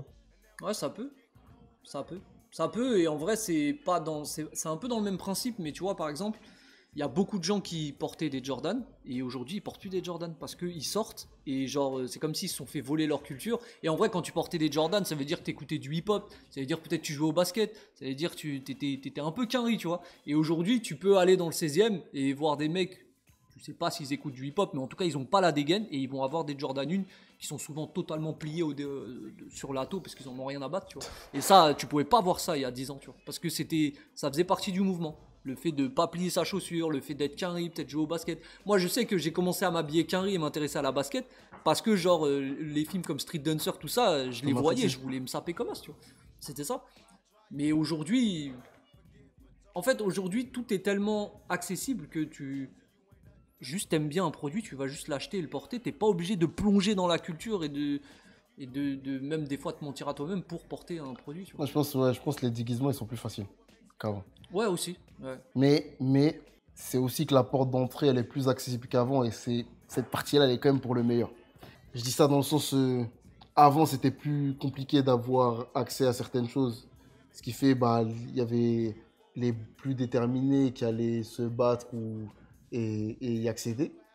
Maintenant, c'est cool aussi parce qu'on est plus nombreux et que les petits, ils ont de meilleurs moyens de s'intéresser à un truc qui pouvait être niche avant. Tu vois, par exemple, dans la musique, ça se traduit il y a des chanteurs niches qui ont des véritables carrières et des véritables succès et des succès financiers parce que la niche, elle est beaucoup plus accessible. Tu vois, un mec comme Luigi, il y a 10 ans, comme la niche, elle aurait été moins accessible, il aurait été encore à l'hôpital à travailler, tu vois. Mais comme là, c'est plus accessible et qu'on peut tous rentrer parce que tu peux rentrer par une trend où tu as le petit morceau et après, ça te fait que tu vas aller écouter le reste de sa discographie. Ça fait qu'on peut quand même plus partager avec plus de monde, tu vois. Et je trouve que c'est quand même un des critères de réussite d'un domaine. Hein. Et je pense aussi les cultures, elles tombent dessus. Tu vois, genre là, avant, par exemple, le mouvement punk rock, là, tu voyais les mecs dans la rue, tu voulais pas aller vers eux pour savoir, genre, ouais, pourquoi ils sont comme ça, pourquoi ils vivent de cette manière, avoir leurs idées. Alors qu'aujourd'hui, tu vas sur Internet, allumes Internet, t'es en sécurité chez toi, tu peux commencer à apprendre la culture et t'aimes ou t'aimes pas, tu peux rentrer dedans. Tu vois. Découvrir des choses, ouais. Ouais, de fou. Moi, je trouve vraiment que c'est une des réussites, cette partie-là. Ah ouais, mais bien sûr. Corda, et même le truc de pont, c'est aussi beaucoup plus facile. Tu parles aussi quand même plus le même langage. Là. Tu vois, il y a des mecs qui disent ouais, et c'est vrai, genre les mecs d'extrême droite qui rappent ou qui aiment le rap, genre les fans du GUT qui essaient de faire du rap, etc. En fait, le rap, il a tellement gagné partout que, en fait, ça représente la société française, le rap. Et donc, du coup, bah, dans la société française, il y a des mecs qui ont des idées de fascistes, tu vois. Ah, il a pas dit extrême. Il a pas dit extrême. Ils ont des idées de fachos, mais ça, c'est la réalité. Et du coup, oui, ça fait partie de l'univers dans lequel on évolue, de la société. J'aime voir que s'ils aiment le rap, il y a peut-être un monde dans lequel on peut avoir des ponts quand même. Tu sais, je me dis pas, je vais aller parler avec un facho juste parce qu'il aime le rap et vas-y, ça va me permettre de parler. Mais je sais qu'il y a des gens qui vont être plus perdus. Ça se trouve, ils écoutent du rap. Ça se trouve, ça peut être un pont où on peut échanger ou se découvrir ou faire en sorte de parler d'un même langage presque, tu vois. En tout cas, il n'y a pas un rappeur d'extrême droite qui est bon. Ça c'est vrai. Et c'est pas une autre take. Il n'y en a vraiment pas, il y en a pas un seul, frérot. Il y a qui déjà Le fait que tu saches pas, déjà, ça montre qu'ils ont pas de succès, frérot. J'ai pas cherché le sujet. Il y a un Gouer qui a... J'ai pas encore été dans cette niche. Tu m'avais pas envoyé un Gouer, là? Je t'en envoie beaucoup, gros. Ouais, tu vois. Mais un Gouer, genre... Blarny, même les gens, ils reprennent ses sons et ils disent « Ah, vous voyez, pas un seul gros mot, pas une seule insulte à la police, tout ça. » Toi, c'est sûr que tu vois ce que c'est. Et tu vois pas, c'est un Gouer, il rappe vite. Bah, c'est un Gouer qui rappe vite. Ah ouais, c'est nul à chier, frérot. Ils font des 10 000 streams le mois, frérot. Aucune idée qui sont les rappeurs d'extrême. Si, l'autre là, putain, monsieur. Quel take de baiser. Hein. Après, Kanye West. Kanye, malheureusement. Putain, j'écoutais tellement Kanye hier dans la voiture, les frères. Waouh. Je rentrais de chez Sean, les frères, j'ai mis My Beautiful Dark Twisted Fantasy là. Waouh. Non, Gims capitaliste max, hein, sûr. Ah oui. C'est un beurre. Cro-Blanc, ça j'avais déjà vu. Tellement nul, putain, waouh. C'est nul à chier. Ne tapez même pas ça sur YouTube, les frères. Ne perdez même pas votre temps, ça. Eh les gars, c'est important. N'allez même pas poser. Ces bails-là.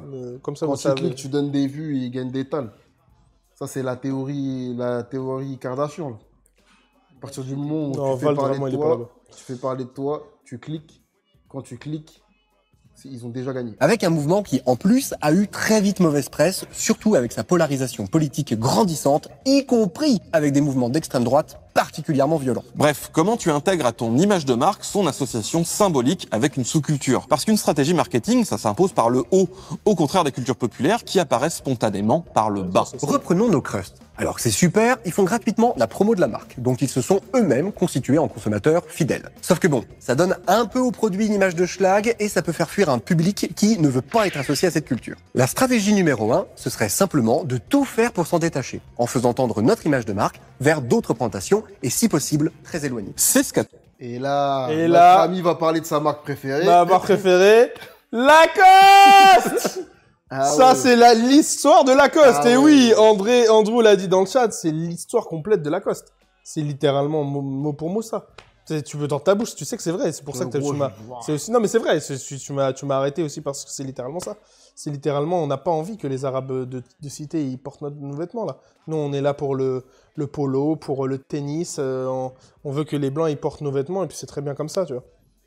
Dans un monde aussi à l'époque où peut-être qu'il y avait peut-être moins d'enjeux financiers, en mode ils se disaient pas on a besoin de faire des milliards. Là, ils ont besoin que ce soit le plus gros possible, ils le voient comme un schéma. Peut-être que déjà à l'époque ils se disaient, mais en fait non, parce que sinon ils l'auraient vu comme un marché.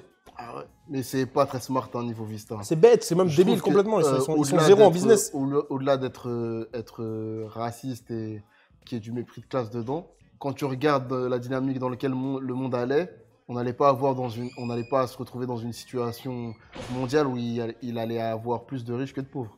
C'est-à-dire même si ton but c'est de faire des tales, tu vas avoir beaucoup plus de clients qui n'ont pas beaucoup d'argent que de clients qui ont de l'argent. C'est-à-dire essayer de faire de la sélection sur les populations qui peuvent porter au patamac, je sais même pas si c'est une bonne chose. Non, ça dépasse. C'est pour ça. C'est un CSC complet de la part de la classe. Si tu penses vraiment juste en argent, c'est un CSC complet. Si tu penses dans tout, dans le positionnement, dans la réflexion, c'est complètement à côté. Tenté Doc Martens en faisant de ses chaussures non plus un marqueur communautaire des skins, mais un accessoire mainstream omniprésent dans la pop culture. The guys on Friends were wearing them, you know, kids on 90210 were wearing them, but then even, you know, counterculture, Empire Records, Liv Tyler is on the cover of the video in a pair of docs. La seconde stratégie consiste au contraire à embrasser la communauté qui s'est associée à la marque, mais d'en invisibiliser les aspects négatifs embarrassants. Par exemple, en dépolitisant l'image de nos petits anarchistes marginaux pour n'en garder qu'une image de rebelles branchés, inoffensifs. Et c'est ce que Doc Martens a également tenté de faire.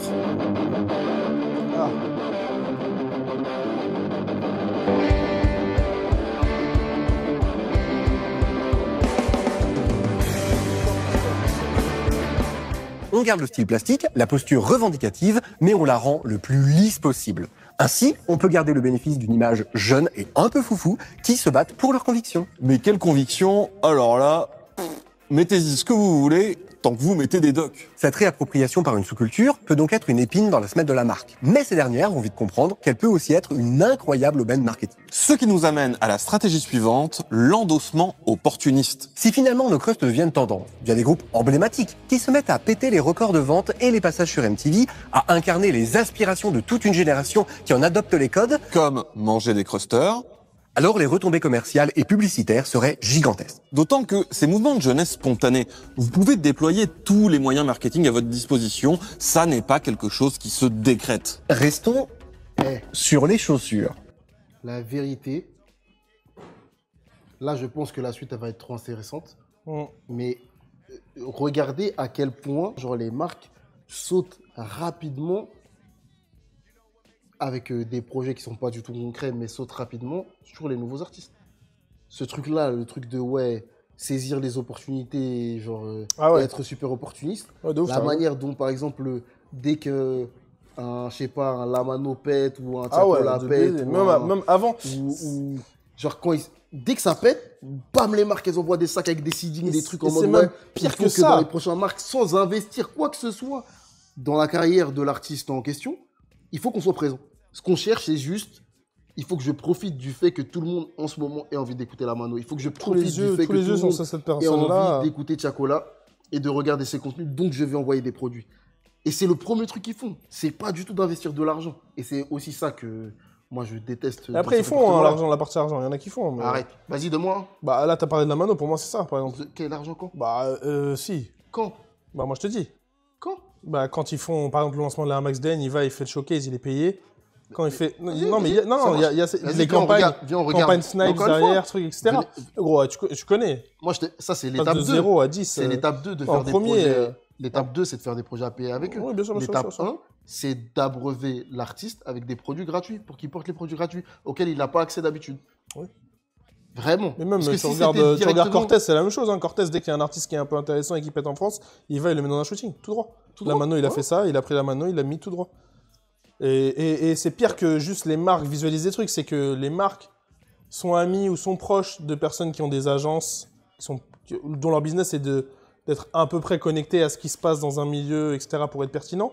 Ils payent ces mecs-là pour dire « Ouah, le nouveau mec, c'est lui ». Et donc, du coup, en vrai, par exemple, sur Lamano, pour moi, ça se voit que c'est Yard. À la seconde où il y a Lamano qui pète un peu, il y a des mecs qui sont sur le rinté chez Yard, c'est la vérité, tu vois, qui sont connectés à ce milieu-là dans le 19e, dans le 20e, qui arrivent à avoir des contacts, à se connecter à ces artistes-là, qui arrivent direct à se dire « Ouah, en vrai, là, ça va marcher » ou « ça commence à marcher ». c'est une opportunité pour aller et faire des showcases. C'est une opportunité pour aller et être placé sur des projets de marque. C'est une opportunité pour aller et être placé chez Cortez. Moi, Non, mais factuellement, c'est vrai. Dans la partie, en fait, moi, je trouve ça intéressant quand c'est dans la partie on crée des projets qui rapportent des trucs à l'artiste. Je suis 100% là. Moi, ce que je décris vraiment, c'est la partie... Profiter court terme, aller envoyer des produits gratuits. L'endorsement opportuniste. C'est vraiment ce truc-là. C'est genre, on arrive, l'artiste n'a accès à rien, parce que c'est souvent des gens qui sont issus de classes qui sont populaires. On les abreuve de produits pour lui et son équipe. Et comme ça, on bénéficie genre d'une visibilité gratuite qui nous a coûté quelques produits. Au lieu de financer genre les projets de l'artiste. Bah, j'ai une image à l'inverse. Tiakola, je crois qu'en tête, j'ai des clips avec Tiakola et les 4 queues où ils sont full ensemble Adidas. Je pense que c'est pas du tout un projet payé d'Adidas. Je pense qu'ils ont fait du seeding. Ouais. Parce que là, le truc à l'époque un peu chaud, c'était 4 queues. Et derrière, le truc un peu concret qui s'est passé avec Tiako, c'est Nike en l'occurrence. Ouais, mais c'est sur Nike.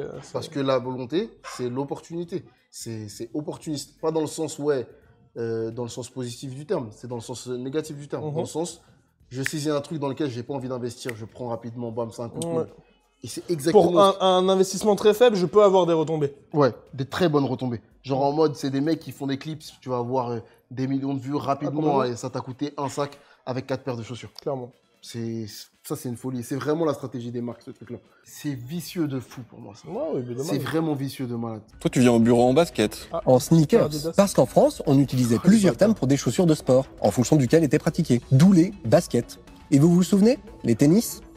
Mais aux États-Unis, ça s'appelle des sneakers, donc c'est le terme qu'on va employer ici. Pendant très longtemps, la pratique sportive au sens où on l'entend aujourd'hui, c'était un marché de niche. Mais au cours des années 60-70, à mesure que nos jeunes boomers y consacrent une partie de leur temps libre, ça va devenir de plus en plus lucratif, notamment pour les marques de vêtements et d'accessoires casual. Les jogging et les sneakers deviennent un style qui sort des salles de sport. Ils sont de plus en plus visibles dans les salles de cinéma, comme dans le célébrissime Les Hommes du Président, où Dustin Hoffman porte des sneakers Tretorn. Puma sera d'ailleurs un des pionnier de la pratique de l'endossement en associant sa marque au sportif Armin Harry dans les années 60 et bien d'autres par la suite. Ils créent leur première chaussure signature, Clyde, en partenariat avec le sportif Clyde Frazier.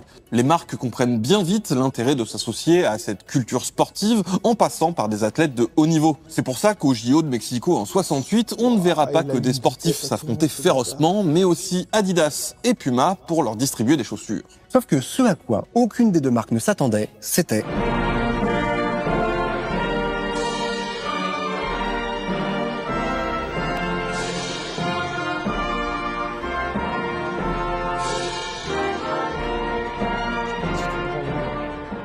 juste l'une des manifestations politiques les plus importantes de l'histoire des JO. D'autant plus qu'ils n'ont pas levé qu'un point ganté de noir pour protester contre le racisme et les discriminations, mais aussi une chaussure de la seule marque qui avait choisi de les sponsoriser, Puma. Joli coup de com'. Adidas ne restera cependant pas sur cette défaite puisque 2 ans plus tard, leur modèle le plus iconique, la Superstar, va équiper 75% des joueurs de basket professionnels, dont Karim Abdul-Jabbar. Résultat, les Superstars vont rapidement se répandre sur les terrains de basket de New York, tout spécialement dans les quartiers comme Harlem, où se développe la culture hip-hop. Adidas passe alors d'une supériorité technique à une supériorité symbolique, sans même l'avoir cherché. Alors que les sneakers deviennent la pièce maîtresse du style hip-hop avec le reste de la tenue assortie.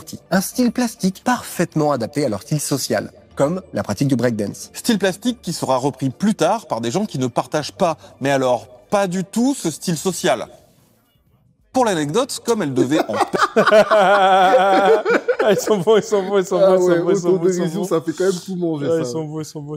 J'aime bien l'idée de replacer Puma comme précurseur de ce truc d'endossement, tout ça. Parce qu'on est quand même...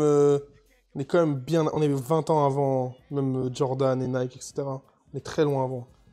Et je trouve ça gaulerie de le raconter. Maintenant, ça n'en fait pas la réalité de ce qu'est Puma aujourd'hui, tu vois. Mais ça montre aussi une vista très intéressante sur... en vrai, si tu suis les athlètes et que tu leur fais confiance, là même, ça paye en l'occurrence. Ils ont donné de la visibilité à Puma à l'époque. Même si c'est un truc à double tranchant, comme ils ont expliqué, tu vois. C'est intéressant. Et la Superstar, c'est marrant. C'est marrant comment c'est... Bon, là, c'était bien monté, mais c'est très bien montré, le truc de... Comment ils portaient, etc. Les flots de l'époque et tout, c'est trop gaulerie. Là, il y a une campagne actuellement, Adidas, pour relancer la Superstar. Maintenant, là, on parle de maintenant, tu vois. Ils ont lancé une grosse pub et tout ça. The Original. C'est très marrant de voir comment ils essaient de faire un pont générationnel en prenant un yeuve pour représenter. C'est Samuel L. Jackson, je crois. Ouais. Tu vois. Ils essayent hein, quand même. Mais je suis pas sûr que ça... Je sais pas si ça va aller au bout, quoi. Je vois pas comment. Je suis curieux de voir. La partie que je trouve géniale, c'est quand même que c'est une super bonne piqûre de rappel au gatekeeper de milieu là, comme notre ami qu'on a reçu il y a pas longtemps, Sneaker Den, qu'on rappelle que c'est ce qui fait le succès de cette culture-là, c'est le fait que les gens puissent acheter le produit de manière accessible en léger. Et que le produit est secondaire par rapport à autre chose. Par rapport au basketball, par rapport à la danse, par rapport à... Ouais, complètement. Parce qu'en fait, ça en fait pas des moins bons danseurs s'ils ont une paire de baskets. Ça en fait pas des moins bons basketteurs s'ils ont une paire de baskets. Mais par contre, c'est ces acteurs-là, danseurs et chanteurs, qui rendent la paire de baskets grande et désirable. Ouais. Ce qu'on a perdu totalement aujourd'hui. Tu vois, par exemple, quand Den fait la course pour essayer de donner, de redonner de l'éclat à la paire de Jordan, il oublie que pour qu'il y ait de l'éclat sur la paire de Jordan, il faut qu'il y ait de l'éclat sur Jordan et que l'histoire Jordan soit scintillante pour qu'on puisse avoir de la désirabilité. Et tant que c'est un mec qui joue au poker et qu'on voit les yeux rouges, bourrés, tout ça, on s'en beurre, il n'y a pas de vendeur qui émane de là, tu vois. Et c'est aussi une des problématiques que Nike rencontre en ce moment. Comment est-ce que tu racontes bien Jordan si Jordan ne t'aide pas à bien raconter Jordan? Tu vois, pour Kobe, c'est facile parce qu'il y a l'héritage qui est proche, on a les highlights dans nos têtes, tout ça, mais là, les petits, ils n'ont plus les highlights de Jordan dans leur tête. C'est-à-dire, t'as rien pour essayer de raconter correctement. Et je trouve ça trop bien. Et ça, c'est quand même bien précis pour des mecs qui sont pas dans le milieu. Et c'est plus précis que certains mecs du milieu qui voient que la partie, genre limitée, select. Nous, on est comme ça, les autres sont pas légitimes, etc. Voilà, c'est vraiment historique, quoi. C'est factuel, quoi. Et ça, c'est nécessaire. C'est du genre de piqûre de rappel, tu regardes, tu te rappelles que, vas-y. Et gros, c'est rare qu'on fasse des reacts. Il y a 13 minutes, mon gars. Je dis ça comme si on avait fait 60 reacts. Mais c'est rare. Moi, je regarde des contenus. En général, je suis pas souvent d'accord. Hein. Là, je regarde, gros. De 1, je passe un bon moment. De 2, les infos, elles me font du bien. C'est vrai, pareil. Même ça on apprend des choses, tout simplement. Paraître neuve, mais comme la plupart des gens n'avaient pas les moyens d'en racheter régulièrement, ils se promenaient avec des brosses à dents pour les nettoyer. Les lacets ou la customisation étaient alors des moyens plus économiques pour exprimer sa créativité et se distinguer des autres tout en restant intégré au groupe. Tout comme avec les docks où les différents courants culturels, les skins, les punks, les gothiques, se démarquent par leur customisation. Et les différents courants politiques avec la couleur des lacets. Narcissisme des petites différences que l'on retrouve d'ailleurs dans toutes les sous-cultures. Notre look, nos vêtements, représentent en fait une partie de notre identité. Et là, petite question de culture générale. Vous connaissez Run DMC? I think it's very vital to rock around. That's right. Alors, chasseur. Est-ce que je connais Run DMC? Je connais pas du tout Run DMC. Mouloud. Tu vois, au lieu de... Là, il faut juste montrer la vidéo de Blast, frangin. Il n'y a pas besoin de plus, là. J'avoue, je savais même pas que c'était Run DMC qui avait fait ce son. Ah ouais? Ouais, je savais pas. Mais si, ou? Bah là, du coup, ouais. Et bah Adidas, eux, ils connaissaient pas. Pourtant, il se trouve que depuis sa création en 1984, les membres du groupe s'affichent en Adidas Superstar, ce qui va donner une aura de rébellion et de danger à ses chaussures. Ouais, ça, à l'époque, ça faisait trembler les bourgeois. Mais bref, en 1986, les Run DMC se disent que c'est bien beau la pub gratos. Eh gros, en quelle année, aujourd'hui, des gens ils prennent leurs paires d'Adidas, ils les mettent en l'air déjà? Jamais de la vie. Ça n'existe pas! Même des paires de Nike, ça n'existe pas. Ouais. Personne ne fait ça avec des... Travis. Peut-être Travis, les gens font ça. Si, en concert de Travis, il y a des gens, ils veulent se faire signer à Travis quand même. Mais c'est pas pareil. C'est pas la même chose. Là, c'est quand même, il y a un son en thème qui s'appelle My Adidas. Ouais. Les Adidas, c'est une folie. Elles représentent quand même une résistance culturelle à ce moment-là. Ils le brandissent comme ils brandissent un drapeau. C'est une folie, gros. C'est une folie, frérot. C'est une folie, les images. Je pense que les marques, dans leur tête, ils doivent se dire, mais comment est-ce qu'on fait pour retourner à ça? Ils ont oublié que c'est pas encore eux, une fois, c'est pas eux, gros. C'est pas eux qui choisissent, quoi. C'est pas toi qui choisis. C'est des gens qui sont en train de faire des grandes choses et tu peux les aider en leur mettant à disposition de l'argent et ton produit, peut-être. Mais c'est eux qui font les choses, gros. C'est une folie. Je comprends pas. Les images. Et vraiment, à chaque fois, on est dans des rendez-vous de marque ou dans des meetings ou des trucs comme... Leur rêve, c'est de refaire ça. Leur rêve, c'est de refaire ça. On leur dit, mais pour refaire ça, c'est simple. Trouvez quelqu'un qui fait quelque chose de grand et aidez-le à financer son projet. Et il a besoin que de ça, frérot. Complètement, c'est ça. Bonsoir, mec, il dit, tu penses pas qu'une marque peut orienter? Bah, c'est ce que dit Sean. C'est d'accompagner. Mais d'accompagner vraiment, pas juste d'essayer de manière opportuniste de placer un truc et de créer aucune cohérence, aucune histoire. C'est genre vraiment d'élever, quoi. Enfin, de permettre de s'élever, quoi. Donner de l'argent pour qu'ils fassent mieux. Et si tu regardes, on est quand même en face de personnes exceptionnelles. Hein. On n'a pas dit les pas tous les jours.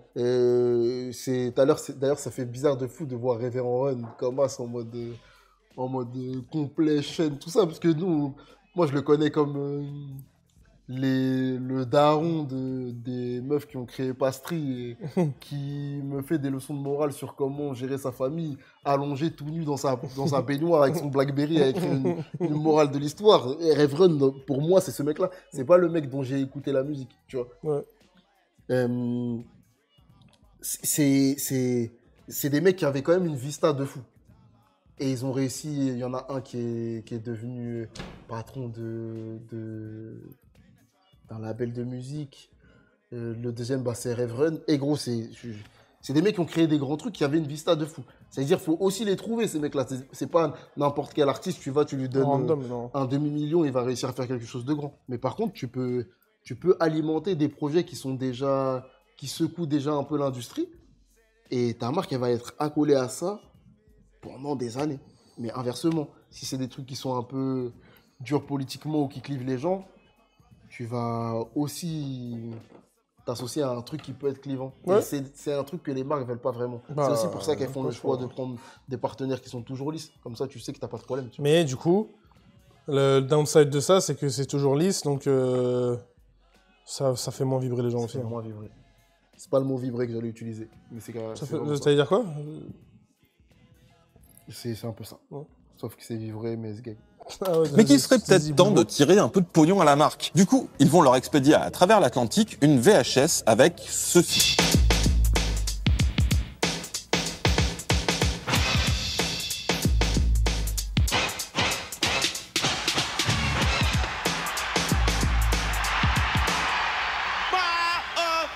Histoire d'attirer leur attention et un contrat de sponsoring. Alors, comprenons-nous bien, hein. Là on parle pas d'un petit groupe de rap qui cherche de l'argent pour se lancer. Leur premier album a été le premier album de rap à devenir disque d'or. Et le second, disque de platine. Tandis que le troisième, il a été multiple disque de platine. C'est le premier groupe de rap nommé au Grammy et le premier à apparaître sur MTV, ainsi que sur la couverture du magazine Rolling Stone. Et ça, c'est qu'une partie de leur CV. Mais alors attends, en fait, là ce qu'ils viennent de raconter, c'est que c'est Run DMC qui a fait en sorte de démarcher Adidas. C'est une folie, frère. C'est une folie, gros. C'est une folie. Et après, Tonton Gibbs, il vient au bureau et il a une paire de superstars au pied. C'est une folie. Et il nous dit, je veux pas démarcher les marques. C'est une dinguerie, gros. L'une des paires les plus légendaires chez Adidas, c'est légendaire parce qu'il y a des gens qui ont dit, moi je veux que Adidas il nous paye pour qu'on fasse la pub d'Adidas. C'est une folie furieuse. Je pense que quand tu veux vista des mecs. Gros, et quand tu veux quelque chose dans la vie, il faut aller le chercher. En fait, si tu ne vas pas le chercher, tu vas regarder la situation de tes rêves en face de toi et la laisser passer. Mais attends, vraiment, c'est ce qui s'est passé là? C'est ce qui s'est passé. Ils ont imprimé eux-mêmes le truc Adidas Run DMC. Non, arrête. Gros, c'est ce qui s'est passé, frérot. C'est eux, frérot. C'est eux. C'est une folie, le niveau des types. Et au final, même Laylo, quand il met le swoosh sur l'hélicoptère 30 ans après, alors que c'est une pub déjà. C'est payé par Nike. Ouais, là, ils l'ont fait alors que c'était pas payé par Adidas, du coup. C'est une folie, frérot. C'est une folie, le niveau. Et à la fin, ils ont réussi à avoir ce qu'ils voulaient. Et ils ont laissé un héritage légendaire qui est un blueprint pour que nous autres créatifs, on puisse aller convaincre genre, les marques que le bon truc, c'est d'aller travailler avec nous. Et même aussi, hein, les marques, alors moi, ça me fume la gueule tant qu'on parle d'Adidas, parce qu'on aime beaucoup Adidas, on aime beaucoup plein de gens qui sont là-bas. Mais il y a aussi un autre truc, c'est que dès que tu vas aller essayer de secouer les marques, tu peux être vu bizarrement. Mais leur histoire leur histoire Adidas, c'est ça. Leur succès, c'est ça. C'est des mecs qui viennent et qui disent, moi, je vais faire un son sur Adidas et je vais vous forcer à faire une collaboration avec moi. Et ça a fait que c'est leur moment le plus légendaire un peu de leur histoire. Ouais. Et après, nous, on va leur dire, ouais, venez, on fait Community. Ils sont en mode, ils sont chiants. Ouais, mais en même temps, si tu regardes le projet qui a le plus touché les gens Adidas depuis, c'est celui-là. Non, je suis d'accord, justement, c'est exactement ça. Bah, c'est pour ça que je fais ce parallèle-là. C'est que c'est fou de voir à quel point, des fois, les mecs dans les marques, en fait, ils savent pas qu'est-ce qui est bon pour eux. Et parce qu'ils connaissent pas l'histoire de la marque. Et c'est comme, par exemple, il y a beaucoup de gens qui veulent travailler chez Camino. Quand tu leur poses des questions sur Camino, ils peuvent pas te répondre. Et moi, je comprends. Mais la réalité, c'est que ce qui va te permettre d'être plus fort, c'est d'avoir de la data sur l'endroit dans lequel tu veux travailler, frérot. Et c'est pour ça, le truc que je sais que c'est compliqué de faire des entretiens et c'est dur de trouver du travail, etc. Tu vois. Alors mais si tu veux vraiment... Alors qu'il suffit de nommer 5 potes renois pour rentrer. Ou de traverser la rue. Eh gros, je pense quand même que le meilleur truc, c'est de vraiment t'intéresser. Si tu t'intéresses vraiment et tu montres comment est-ce que tu as déjà ton blueprint de comment tu peux améliorer l'endroit dans lequel tu vas arriver, qu'est-ce que tu peux ajouter comme valeur à l'endroit, les gens, ils vont juste écouter, ils vont se dire « Ah ouais, mais vas-y, il a l'air d'avoir une vista claire, il peut m'apporter quelque chose. J'y ai pensé ou j'y ai pas pensé, vas-y, let's go, on y va. » Et c'est ce qui s'est passé là, par exemple, avec un des monteurs qu'on a pris. Il connaît très bien Camino, frérot. Ouais. Complètement. Et ce qu'il fait là, quand il a commencé à faire du montage, il nous faisait déjà des retours en mode « Ouais, ça c'est logique par rapport à ça que vous avez fait avant, etc. » C'est BLF, hein. Non, bonsoir mec, on n'a jamais fait et ça ne va pas arriver. C'est ouf, c'est ouf. Je te le dis, voilà. C'est ouf. Bernard, arrête de... Lâche les comptes Twitch. Bernard, t'arrêtes. Toi, tu crées des comptes Twitch, là, des fakes, là, c'est bon, arrête. DMC, c'est littéralement un des groupes qui a participé à diffuser la musique rap au grand public et à mettre la culture des quartiers populaires en lumière. Donc là, ils sont pas en train de faire la manche. Ils disent à Adidas qu'ils ont participé à la promo de la marque et que maintenant, faut passer à la caisse. Et pas pour un petit dollar symbolique, hein. 1 million qui demandait à Adidas. Et j'aime autant vous dire que les petits Allemands, ils étaient pas prêts. En fait, ils avaient juste pas du tout capté que leurs chaussures s'étaient retrouvées associées à la culture hip-hop montante à 6200 km de là. Alors en revanche, ils sont pas cons. Ils comprennent bien vite que c'est une magnifique occasion de se rattraper et de relancer la superstar, qui était plutôt en fin de vie, en attendant de sortir un nouveau modèle. Ce qui signera le premier contrat hors domaine sportif de la marque. Et là, bam, newsletter, publicité de télé et même... Là, l'histoire, elle est pas faite par les mecs d'Adidas, elle est faite par... Et Adidas, quand ils vont raconter, ils vont dire on est la première marque qui ont signé des artistes, dans le monde. Alors qu'en vrai, c'est des artistes qui ont dit signez nous, vous avez pas le choix là. Mais il y en a un autre qui remixe. Zizi West. Ah frérot. Kanye, bah oui. Quand il fait les Kanye, takes en mode ouais, c'est lui il aurait aimé. Il aurait aimé. Signé par un il aurait aimé, mais c'est un problème d'ailleurs qu'il remix parce que en fait, ce qui est beau avec cette histoire-là, c'est quand même qu'il y a un blueprint de comment tu peux travailler avec Adidas. Et au final, c'est ce que Kanye fait aussi, vraiment. Ouais. En vrai, il prend le blueprint de Run DMC, il sort de chez Nike et il dit moi, je veux Makishta, je veux faire des grandes choses, je veux aller loin. Et ben venez, on le fait ensemble, Adi, tu vois. Au final, c'est un peu ça. Il y a un échange il y a un alignement. Adidas a besoin de cette pertinence-là, a besoin de Kanye West. Tu peux leur donner. Et il peut leur donner ce truc-là, tu vois. Non, c'est trop. Il peut leur donner la machine de création, de communication qu'il avait, qui était folle, tu vois. C'est la réalité. Et en vrai, là, en l'occurrence, à l'époque, Run DMC, je pense qu'il y a un truc de pertinence, juste de pertinence dans justement cette culture-là, tu vois. Qui est naissante, justement, et Kanye, c'est exactement la même chose. Ça a tellement de valeur, je trouve que c'est une dinguerie. Et $1 million, c'est pas cher payé. Hein. C'est pas cher payé. Tout ça. Maintenant, on divise par le prix d'une superstar et tu vois combien il faut en vendre pour arriver à ce chiffre-là. Si c'est $100 à la superstar, t'as 10 000 paires, c'est ça? C'est vite fait, les frères. C'est même pas, c'est ça. Après, il y a des trucs de bénéfices, etc. Mais bon, bref. Bah, mets le double. Ouais, c'est ça, non, mais tu mets 20 000 paires, mais 20 000 paires. De toute façon, tu sais, même dans le retail, quand ils vendent 20 000 paires, il y a combien de personnes à New York? Il y a combien de millions de personnes à New York? Le calcul, il est trop. C'est trop, gros. C'est trop. Ah non, c'est gravissime. C'est une folie. C'est le deal le plus rentable. C'est un des deals les plus rentables de la planète. Pour Adidas, c'est une folie. C'est trop rentable. Ils auraient dû demander des pourcentages. Et oubliez pas, hein, ils ont vendu des paires sur combien d'années grâce à ça? Non, mais parce que là, on achète chaque année, c'est Run DMC, quoi. C'est trop, gros. C'était un des investissements les plus rentables de la brand. Et si tu regardes, c'est exactement la même chose chez Jordan, frérot. La daronne de Jordan, elle a fait plier Nike en créant un deal qui avait jamais été fait, qui a changé l'industrie jusqu'à présent, frérot. Ouais. Et il y a aussi ça. Je pense que quand tu fais des négociations, je sais, hein, c'est facile à dire quand tu observes. Mais, genre, savoir ses forces et ses faiblesses, c'est aussi ce qui va te permettre d'aller négocier comme il faut avec les partenaires qui sont en face de toi. Ouais. Pas être juste en demande, quoi. Pas être en demande. Mais savoir aussi, venir demander des choses, mais ne pas être juste en mode, ouais, comme si la marque te faisait une fleur en te payant ou en te... C'est dans les deux sens, sinon ils ne paieraient pas. Un exemple, il y a quelques années, j'ai eu accès aux chiffres de vente des magasins de Paname.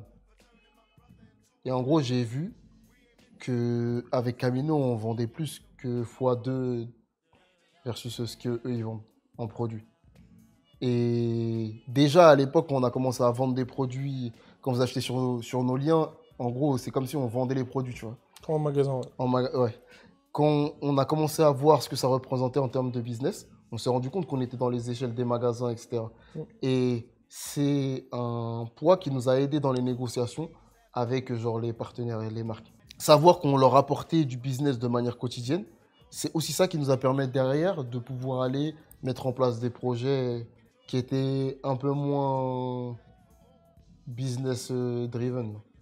En mode où l'objectif, c'est pas de vendre des produits, c'est de faire de l'image. Parce qu'on avait de l'autre côté un des aspects de Camino qui rapportait la partie performance de vente.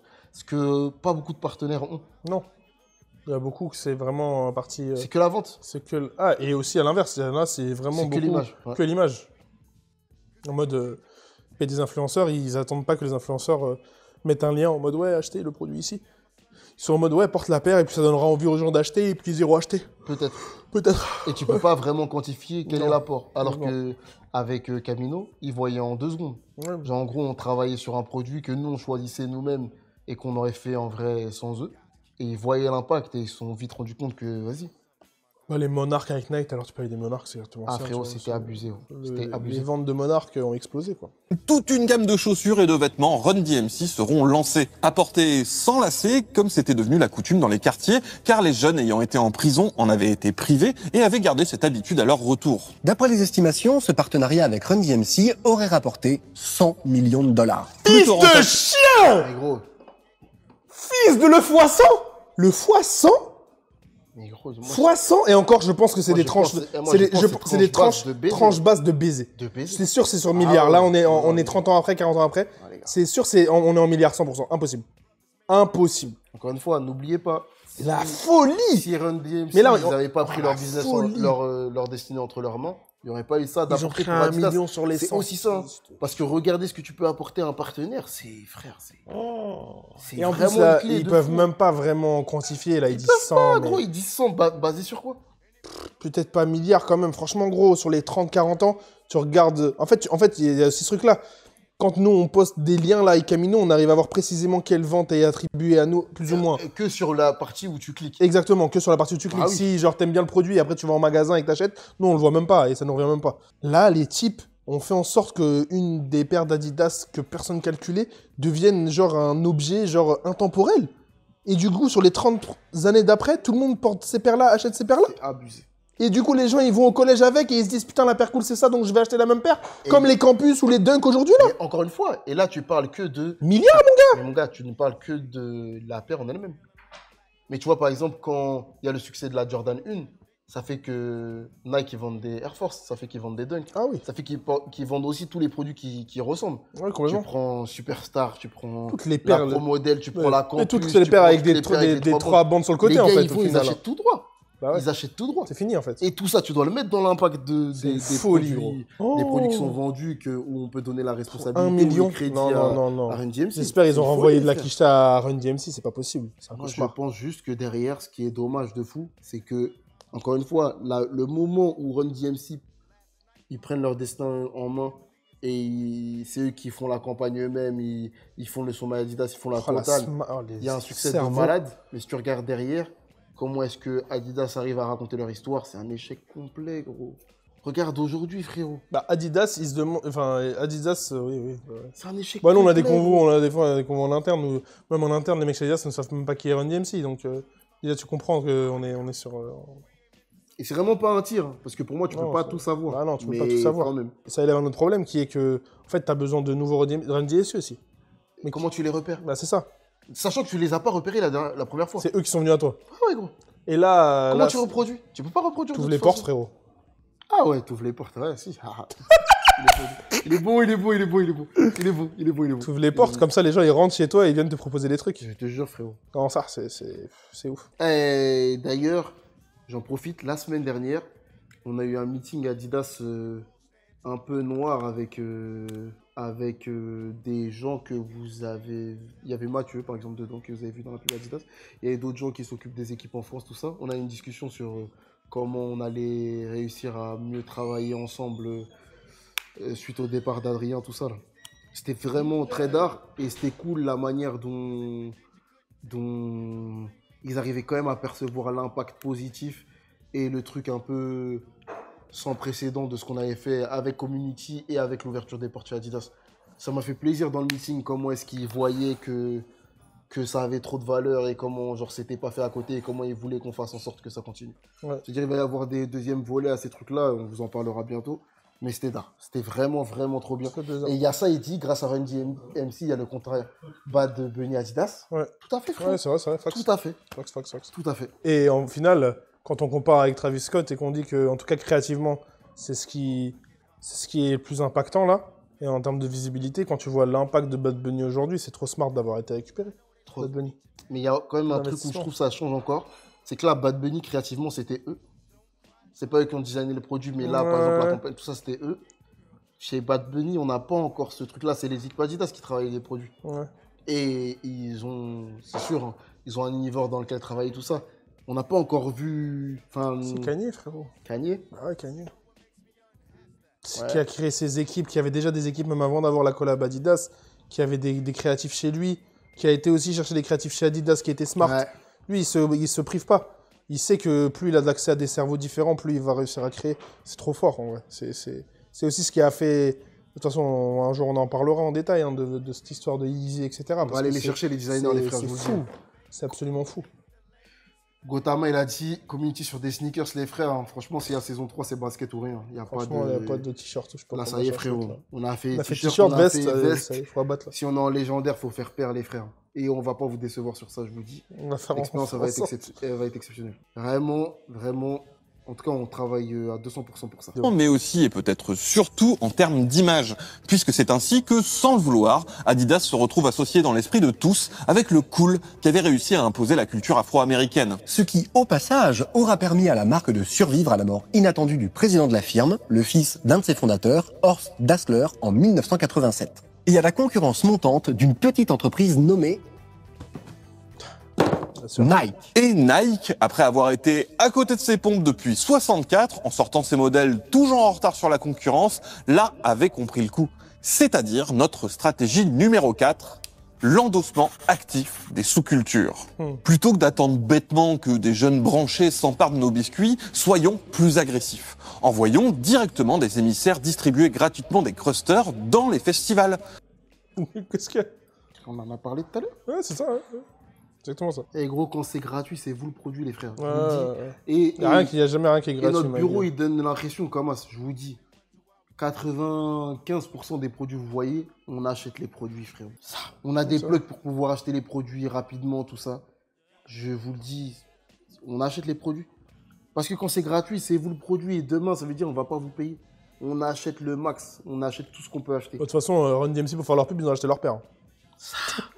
Il faut investir sur soi-même, hein, si vous le pouvez, financièrement. Ouais. Et investir, des fois, c'est l'argent, des fois, c'est le temps. Mais il faut le faire. Il faut le faire. Ils sont vraiment en 10 sur 10, hein, là. Il n'y a pas un truc à côté. Hein, mais gros, c'est une vidéo à donner aux sneakerheads. C'est une vidéo à donner aux gens qui travaillent chez Nike. C'est une folie. La vidéo, elle est trop bien. Festival dont on pourrait carrément devenir les mécènes. Et sponsorisons en amont la carrière d'une superstar. Bon, Nike, eux, dans les années 80, ça passe plutôt pour un truc de jogger blanc. Ce qui, vous nous l'accorderez, est un poil moins stylé que des joueurs pros de la NBA. Ce qui va les décider à investir massivement dans ce qu'on appelle le bro-ing. Une stratégie qui consiste à s'approprier le style plastique de la culture afro-américaine pour le vendre aux blancs, qui à l'époque représentent 87% de leurs consommateurs. Pour ça, ils vont eux aussi viser des athlètes et des célébrités noires considérés comme des leaders d'opinion, mais aussi en allant directement dans les communautés noires défavorisées, en distribuant des sneakers et des vêtements à des figures du quartier, autant des joueurs de basket de rue que des membres de gangs et des dealers. D'ailleurs, la plupart des marques de sportswear comme Reebok vont également se mettre à sponsoriser des écoles, des lycées, des jeunes équipes sportives et iront jusqu'à réparer ou faire construire des terrains de basket dans les quartiers. Nike va même vouloir aller encore plus loin en rendant sa marque indissociable d'un jeune joueur de basket prometteur.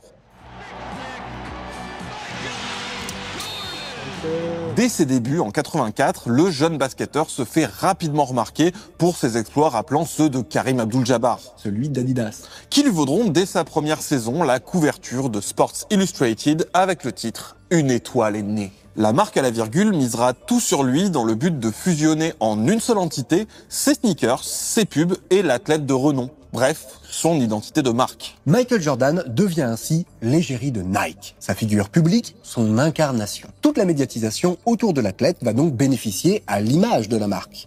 Ainsi, en plus de ses performances exceptionnelles, l'image de rebelle qu'il va se forger va devenir un argument marketing. Par exemple, durant ces matchs, il prenait régulièrement des amendes. Parce qu'il critiquait la politique de Ronald Reagan. Non, c'est pas trop le genre. Listen, I'm Michael Jordan. I'm not Malcolm X. Juste, à chaque match, il portait des sneakers qui respectaient pas le code vestimentaire de la NBA. Quelle meilleure publicité pour une... Aïe, la première erreur de Blast. Mais bon, en même temps, compliqué de savoir sur celle-là. Hein. C'est l'histoire de... C'est ce que raconte Nike. Donc, tu manges et tu vas tout droit. Mais effectivement, c'est pas vrai. On n'a jamais vu la trace des amendes, quoi. Enfin, la fake news était bonne, hein. Très bonne fake news de la part de Nike sur ça. Et puis la bannette, pareil, hein, la paire un peu bannie, justement, avec les amendes. Ça n'a jamais été la Jordan 1, ça a été prouvé et d'ailleurs accepté grandement. C'était la Airship, mais d'ailleurs, vous verrez jamais aucune archive de Jordan avec une paire de Chicago, enfin une paire de Jordan 1 noire et rouge. Il n'y en avait pas en fait. Ils portaient que justement des paires blanches. Les Jordan 1, les premières Jordan 1, c'était les neutrales, enfin c'était des paires blanches avec des swoosh un tout petit peu colorées. Mais ils portent la bannette là que au concours de dunk. À un moment où ils jouent pas officiellement de manière générale. Pas maintenant. Est-ce qu'ils le savent? Est-ce qu'ils le savent? Peut-être qu'ils... Non, je pense qu'ils savent pas. Je pense qu'ils se sont trompés là. Ah, dans les derniers moments, pas maintenant. La vérité, voilà, la vérité c'est juste que t'as fait. Nike a menti. C'est aussi simple que ça. Si on résume, juste Nike a menti. Et ça a fait une belle histoire marketing pour justement faire en sorte de vendre, etc. Tu vois. Blastas. C'est aussi simple que ça. Pas maintenant, Blast. Et d'ailleurs, encore une fois. Pas après tout ce que t'as fait. Jordan ne porte pas la Air Jordan 1 au pied au début, il porte la Airship. Et le produit arrive un peu plus tard dans la saison. C'est la faute de Nike ou c'est la faute c'est bravo Nike. Hein. Pour argent comptant, ce qui est dit. Nous, on s'en est rendu compte aussi en continuant de nous documenter. D'ailleurs, sur des sujets qui n'avaient aucun rapport. C'est en feuilletant des livres, on a vu les incohérences sur les photos. Il y avait des photos retouchées de couleurs bizarres et tout. Et encore une fois, les gens, ils nous taillaient. Hein. Quand on commençait à dire ça en story. Je te jure. Une taillée de baiser, gros. C'était vraiment même... Alors là, c'est vraiment la preuve d'une histoire folle, c'est que même les sneakerheads, les passionnés de basket, enfin, tu leur demandais, personne ne savait, quoi. Enfin, pour tout le monde, c'était la bannette, c'est la paire bannie de Jordan qui n'avait pas le droit de porter ou qu'il portait, mais il y avait les amendes. Ça n'a jamais existé. Ça n'a jamais existé. Il n'y a pas eu d'amende. Il n'a pas porté la paire, quoi. Je suis un peu tristouné. T'aurais préféré que ce soit vrai? Non. Alors, non, pour moi, ce qui fait la grandeur de Nike, c'est aussi c'est des bons menteurs. C'est genre, en gros, tu mens tellement bien, tu racontes tellement bien l'histoire derrière que tout le monde plonge dedans. Je suis un peu déçu. Qu'ils arrivent à plonger dedans comme ça. Ouais, ça se trouve, après, ils vont corriger. Non, je pense pas qu'ils vont pas corriger. Ce serait beau, frérot. En vrai, je pense que gros, c'est mieux d'avoir confiance aux gens. Ouais, j'espère, mais j'avoue que tout le monde tellement s'est fait bousiller le crâne que je pense que... Marque que la seule posture revendicative d'un athlète, ce soit tes pompes. Et bien sûr, ils ont joué à fond là-dessus. On October 18th, the NBA threw them out of the game. Fortunately, the NBA can't stop you from wearing them. Du moins, c'est ce que tout le monde croyait. Mais Nike vous a totalement roulé dans... Blast! Vous êtes bon, Blast! Mais oui! Ça souffle l'info! Mais oui! Mais oui! On va envoyer ces 5 € dans la cagnotte. Allez! Vous avez le N-word pass, les amis. Eh ouais, c'est à ça, frérot. Non, bien joué, frère. Bravo sur la ligne, Ils sont bons. Allez, Blast, on va aller mettre ces 5 € dans cette cagnotte. Dans la farine. Eh oui, frère. n'a jamais été interdite. Cette pub est loin d'avoir été la seule, puisque s'en est suivi toute une série de spots réalisés par Spike Lee, qui incarne le personnage de Mars Blackmon, le sidekick rigolo de Michael, promouvant les Air Jordan. Avec cette notoriété grandissante, Nike a réussi son coup. Imposer les Air Jordan sur le marché, mais comment faire pour en vendre toujours plus à des gens qui en possèdent déjà? Eh bien, c'est très simple, en vendant une nouvelle paire chaque année. En créant un effet d'obsolescence, alors pas vraiment des chaussures elles-mêmes, mais de style. En tout cas, si vous voulez pas passer pour un has-been dans votre groupe culturel où c'est quelque chose de très, mais alors de très important. Pour vous dire à quel point Nike voulait se lier à Jordan, sur la Air Jordan 2, ils avaient même pas mis la virgule, le logo emblématique de leur marque. Ils étaient prêts à s'effacer devant leur icône. C'est quand la dernière fois qu'on a vu des produits où une marque elle s'efface pour le partenaire? Dans le chat, les frères, quand même. Puma? Hein? Vas-y, dis frère. Yeezy, frérot? Ouais. Vous avez vu comment les trois bons dans un... Impactant, oui, Yeezy, complètement, t'as raison. Non, t'as raison. Je pensais en timeline, moi je pensais à Skepta, là. Dernièrement, je pensais à Skepta, mais oui. Il y a le logo. Oui, il y a peut-être le logo, ouais, mais quand même le logo, c'est pas le... Il y a quand même bien le logo. Yeezy, frérot. Ouais, ça va, t'as raison. Non, t'as raison. Yeezy, c'est dingue. C'est grave. Yeezy, vraiment, mais Yeezy, de toute façon, tout est en... Tu retraces toi Kanye. Ah ouais, c'est une folie.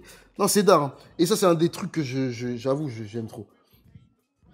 Quand genre tu fais tellement confiance que t'es en mode ouais, on sait que le bon truc à faire c'est ça, et qu'on rayonne quand même, parce que pour moi, Yeezy, malgré la fin catastrophique, ça a fait rayonner Adidas de fou. De malade.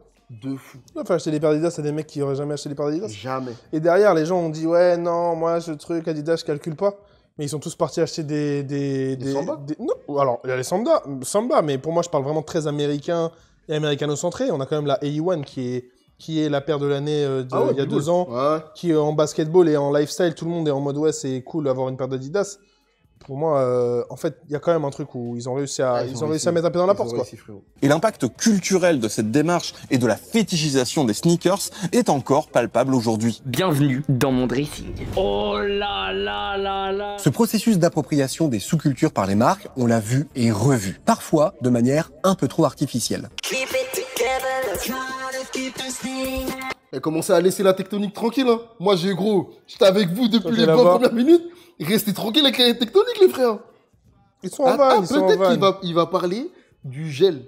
Vas-y. Peut-être du gel Viveldop. Peut-être. Peut-être. Ils sont bons, hein, s'ils font ça, et c'est vrai que c'est une très bonne utilisation. Hein. La tectonique fut un éphémère mouvement culturel des années 2000, autant aimé que méprisé dès sa naissance, associé à une marque déposée. Il est apparu aussi vite qu'il a disparu car son public s'en est émancipé pour se retrouver dans d'autres sous-cultures, électro et club. Car, même si les marketeurs le voudraient très très fort, une sous-culture populaire, ça ne se décrète pas. Ça ne se crée pas de toutes pièces. S'il faut bien comprendre comment les marques utilisent les sous-cultures à leur profit, il ne faut pas perdre de vue que ce sont les sous-cultures qui s'approprient des marques pour s'exprimer. Ces derniers temps, on peut voir un peu partout cet artwork du héros de Dragon Ball portant un t-shirt de la marque Supreme et une veste North Face sur laquelle est écrit By any means necessary, expression rendue célèbre notamment par Malcolm X, et sous-entendant que pour faire valoir ses droits, tous les moyens sont bons. Ce sont les marques qui ont besoin de nos valeurs, de nos représentations, de nos identités pour vendre des produits. Mais ces valeurs, ces représentations et ces identités, ce sont les nôtres. Une puissance évocatrice qu'elles ne sont capables que de singer en exploitant, comme toujours, le travail, ici symbolique, des classes populaires. Encore. Mais c'est mes gars de baiser. Il y a aucun miss, ça rate pas. Il rate 0. Eh gros, c'est CR7 mèche blonde là. Ah, ils sont en folie là, les deux là. Un moyen de production qu'il serait bon de se réapproprier. Si cette émission vous plaît, n'oubliez pas que Blast a besoin de vous pour continuer à produire ses programmes. On a besoin de Blast aussi. Hein. Eh, je te dis la vérité, le meilleur moyen de faire en sorte que les gens te soutiennent, c'est de faire des formats qui sont d'art comme ça. C'est une folie, gros. Moi, si tu fais des formats de merde, j'ai pas envie de soutenir. Trop bien, gros. Et la dernière partie, c'est un rappel aux créatifs de malade, qui est les marques ont besoin de vous. Il y a un gars qui arrête pas de dire ça, que c'est les gens qui rendent les marques cool, pas les marques qui rendent les gens cool. C'est moi. Ça, je m'attendais. Moi, je me suis dit, mais attends, c'est lui qui joue dans ça. Et je me suis dit, mais qui va essayer de trouver pour éviter de s'auto-complimenter? Voilà, c'est vrai, gros. C'est réel. Voilà, c'est vrai. C'est les gens qui rendent les marques cool. Que ce soit les gens à l'intérieur des marques. Tu vois, pareil, quand ils parlent de, ouais, Nike, ils ont fait le pas d'aller signer Jordan. C'est un gars chez Nike. C'est un gars. J'y croyais, hein, personne n'y croyait. Qui tourne le bateau Nike dans cette direction. C'est un gars, c'est les gens qui font. C'est les gens qui font les entreprises, c'est les gens qui font la culture, c'est les gens, les frères. Les gens, n'oubliez pas les frères. Pas les marques. Vraiment. hey, la vidéo, elle a fait du bien. Méga de blast. Et c'est aussi... Est-ce qu'il y a un petit merch, carrément? S'il y a un petit merch, je vais acheter un hoodie. Parce que je suis une victime de la mode. Sinon, on peut les aider à faire s'ils n'ont pas fait. Il n'y a pas de merch? Ça m'étonnerait pas qu'il n'y ait pas de merch. Ah, peut-être dans le délire, écologique. Ouais, peut-être. On peut prendre des secondes mains. Prendre de la seconde main et imprimer des trucs. Ah ouais, ça va sérigraphier un blast. C'est chaud. Même le logo et tout, je trouve, c'est un délire. Faire ça, franchement. Sur le hoodie, là. Blast, c'est que tout droit. Des fois, il y a des galères. Bah ouais, mais bon, après... Ouais, frère, les gars... Nous aussi, on a des galères, les gars. frères. Nous aussi, on a des galères. Les fois où chasseur dit le N-word, les trucs, là, frère. Les gars, je vous rappelle... Ça, c'est les versions soft des problèmes. Mon frérot, là. Mais attendez, les gars, il y a un problème. De quoi? On répond pas à la question. Êtes-vous rebelle aux victimes de la mode? Bah attends, mais il y a une conclue peut-être, non? Ah non, c'était fini là. Non, il reste...